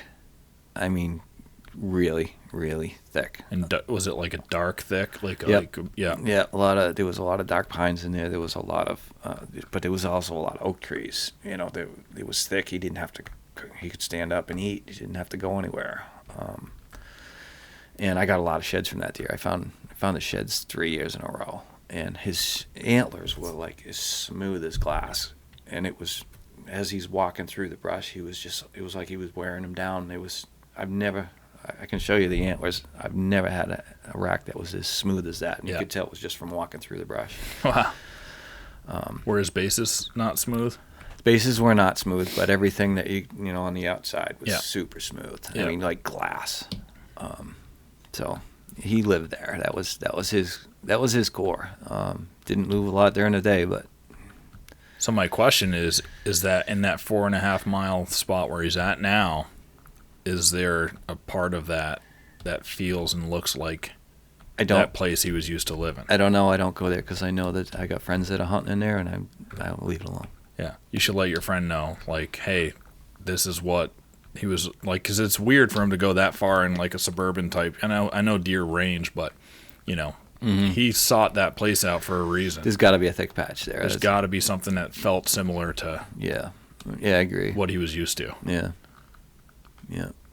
But I haven't gone after him. I know where he's at, and I know of at least 3 other people that are in there.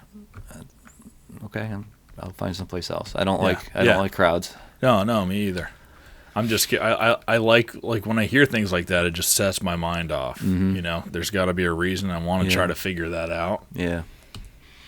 One of the things that connected these 2 pieces of properties was a power line, and matter of fact, that's what I named this buck, was power line, because I. Oh, so he could travel the power line all the way to that 4.5? Yeah, I think that's what he did. Pretty sure that's what he did. So. Yeah, because he's even where he's at now, he's still right near the power line. So I think that's what he did. Yeah. But as far as I know, he hasn't come back since they cut that property. I left cameras out there for 2 years and I never got him again. I don't think he came back. Did you get anything in those 2 years still using like the edge of that solar field? No, they kind of abandoned it. Yeah.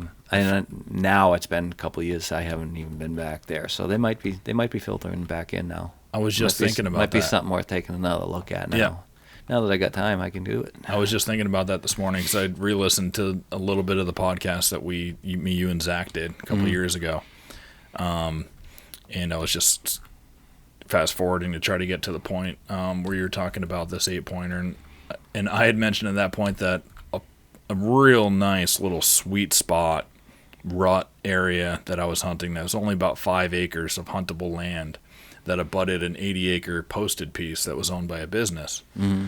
That all of that posted piece got bought and turned into a solar field. And I was thinking, well, solar field's better than an apartment complex because that 5.5 is still huntable now. Mm-hmm. And I wonder what it's going to do with that hard edge of having a high fence going around that solar field. I wonder if they're still going to utilize it the same way. And I had cameras there that year to see what happened, and it was like pretty much dead. And I haven't been back there since, but I'm wondering, I was thinking about maybe popping in there to see. Sometimes those solar fields will make a great funnel too if you can figure that out. Right. So yeah, it's better than a housing development for sure. Yep. Actually, in this solar field has an opening. They left a game trail opening basically right spilling into that 5.5 acres. That's what I was excited about.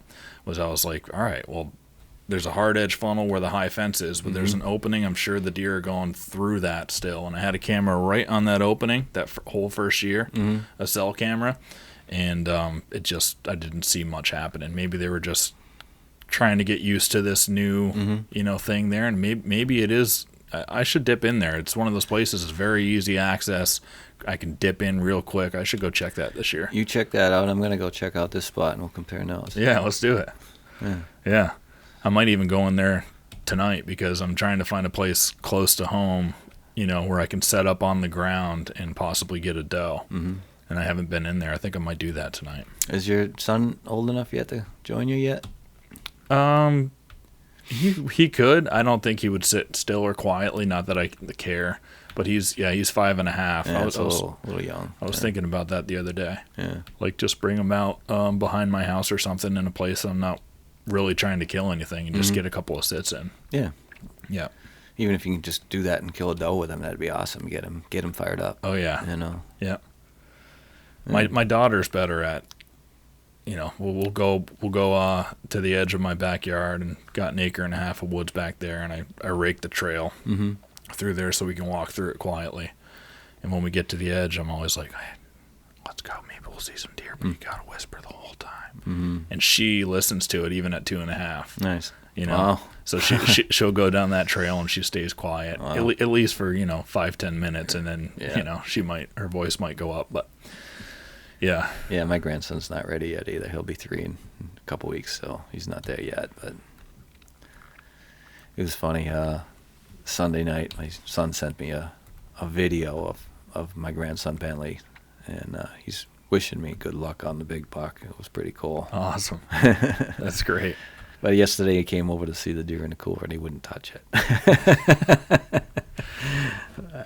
He was happy to see it, but he wouldn't touch it. Yeah, my son asked if he could poke the eye of that buck when I brought him back. Can I touch him? Like, yeah, you can touch him. So can I touch his eye? I'm sure. He poked it. It was like, oh, that's weird. Yeah, I think any experience you can have kids at a super young age is important. In Vermont, you could go hunting any age as long as you pass your hunter safety course. And I was hunting when I was 8 and shooting guns when I was 6 and 7. It just feels I don't know, feels different here. And you can't hunt until what, 16 in Mass? 15. 15. Yeah. I haven't even looked up the age because I'm not even close to it yet. I like what they're doing now with their youth permits, though.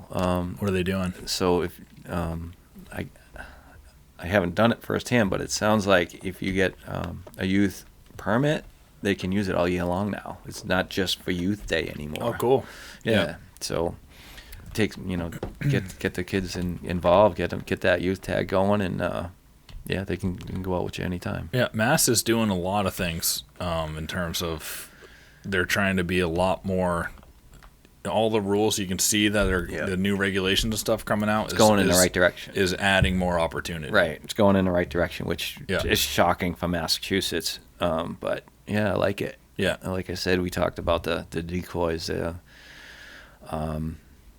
of fact, yesterday when I went to the check-in station, I had made sure I had the leg hanging out the back of the car, so make it legal. And they told me, the biologist told me, he says, well, this will probably be the last year. We're going to let people put them in their cars from now on. So next year you should be fine. And, just things like that. Just simple little things, but at least it's going in the right direction. Yeah. You know what I mean? It's better than having taken shit away from us there. They're giving us a little bit more. I brought that one to weigh in at the at Fish and Game headquarters, and it didn't have a leg hanging out. I'd forgot about that. I just had a Jeep at that point, a small truck. It was packed in there.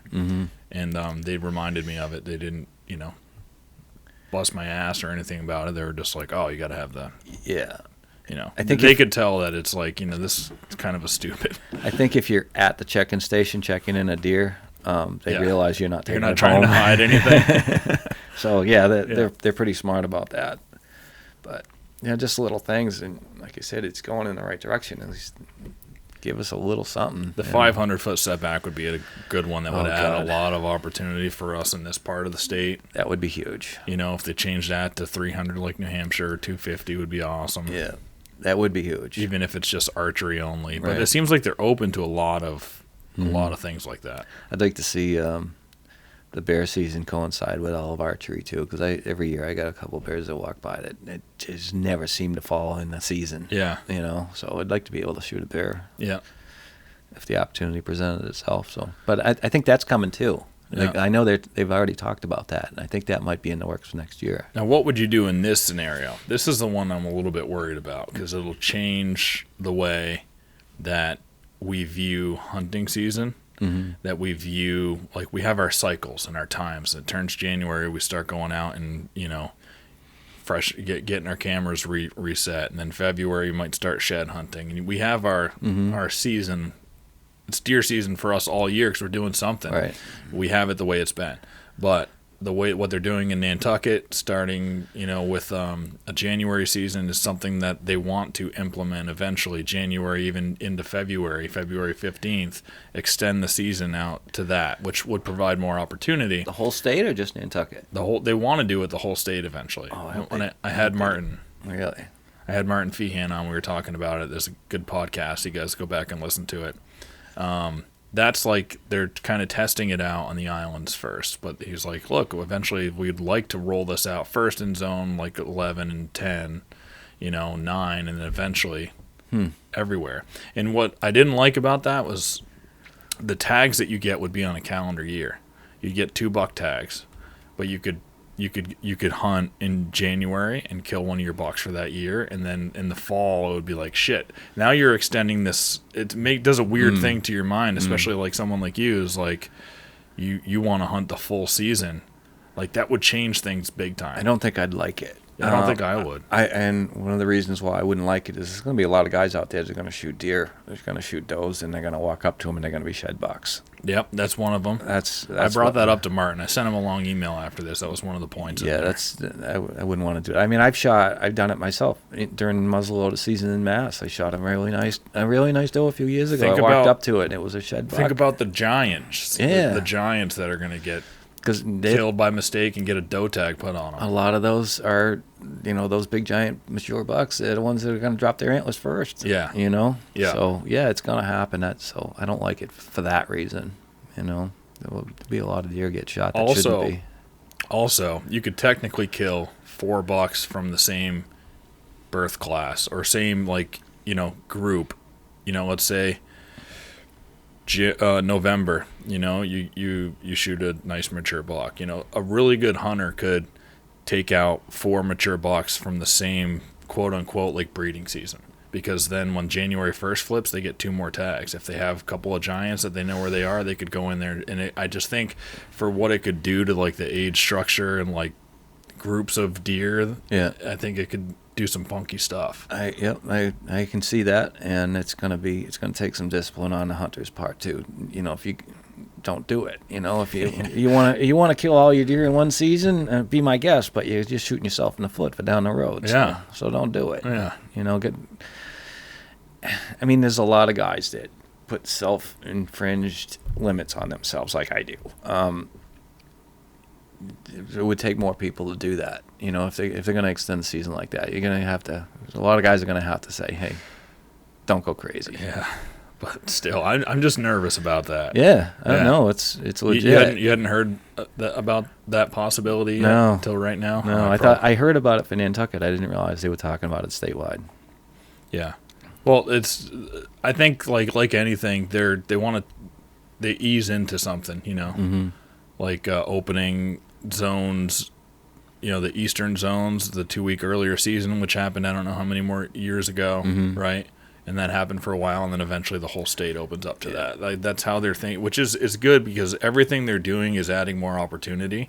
It's like an opportunity forward plan, but I do think there is a point where too much opportunity will then possibly turn us into a state where our mature buck population will go down. The quality of like our animal will go down because of, if there's too much opportunity, obviously the resource is going to, right. I'm glad you brought up that point about season opening up early. Like you said, it was a couple of years ago. It was on the eastern part of the state where they opened up 2 weeks before everybody else. And when that happened, I don't live in that that section. I'm more in the western part. So when that happened, I paid attention to it because none of us had ever hunted that early before.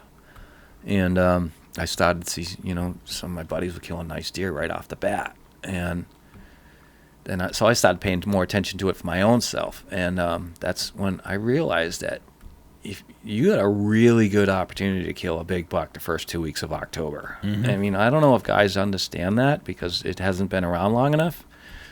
But you can pattern a deer that time of year. It's way easier to kill a big buck now than it is in the rut. Because when they're rut there, you don't know where the hell they're going to be. Yep, exactly. So, I mean, you got a really good opportunity to kill a big buck right now. Yeah. You really do. And, the guys that say, oh, it's too hot, I don't want to go out, they're not going to move, blah, blah, blah, that's bullshit. Yeah. Guess what? Yesterday was supposed to be hot, and you killed a giant. Yeah, and there was another giant right there I could have, well, not a giant, but there was another big buck there I could have killed too. They're there. And believe me, my cameras are still lighting up. Yeah. All last night I had pictures, and this morning I had pictures daylight. Did you gut them out in there, or did you drag them off and do it elsewhere? That one I got it in there. I typically don't. Lots of times they take them home and gut them. But you were like, he was the only one I'm in here for. It's okay. 100%. Yeah. I know I'm not going back there this year. Yeah. So yeah, I gutted it. And it's funny. The homeowners, they have a fox, and then the fox runs across the yard all the time. They get them on camera. I get them on camera, and then they love this cute little fox. You know. Yeah. And when they came in the woods yesterday, she asked me, she says, what are you going to do now? I said, well, I'm going to gut him. And she's like, you going to gut him? What does that mean? And I told her, what are you going to do with the guts? I says, I'm going to leave them right here. The fox will love it. She's like, oh, that's great. That's awesome. Yeah. Yeah. So it's just shit. It's just so much fun. Yeah. Did you put a camera on the gut pile? I didn't, no. But yeah, to answer your, get back to your question, if I had another buck there, I wouldn't have got him. I gutted him there. I would have taken him home. My buddy's got a farm that's right down the road from me. Most of the time we bring him to his farm and gut him in the field, and he shoots coyotes over him. So typically that's what I do, but no. He was so friggin' heavy, too. He really didn't want to drag an extra 50 pounds of guts. No. So... Yeah, 238 pounds, man. That's a big one. Is that your biggest weight buck? You had him 2 years ago. That was 250. 248. 248. Yeah. Yeah. So this is my second biggest body size. Yeah. Was that one also early season? That was November 6th. No, wait a second. That was.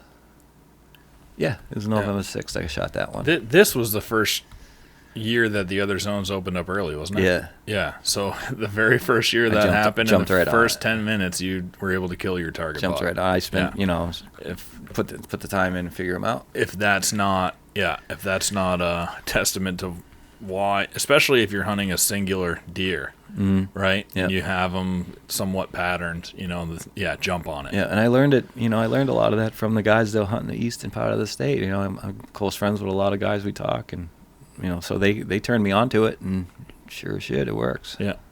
So yeah, get out there now. I mean, don't wait for the rut. And I know guys that only want to hunt during the rut. Yeah. It's like, oh, okay. It's you.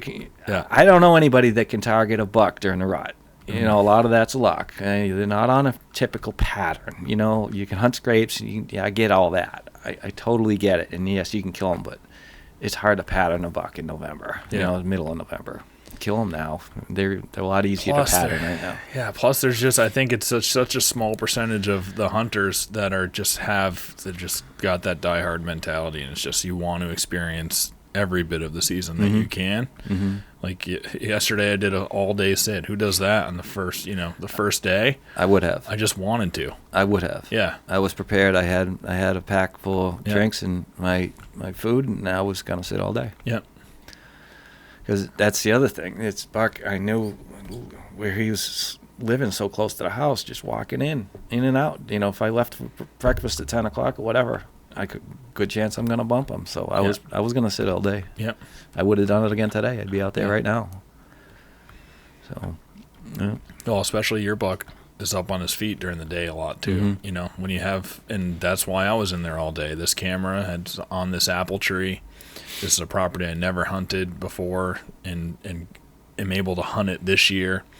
And there's just bucks in there during the daylight, 10 a.m. eating that apple tree, coming by. It seems like they're not bothered in there. So I was like, I might as well sit there the entire day today.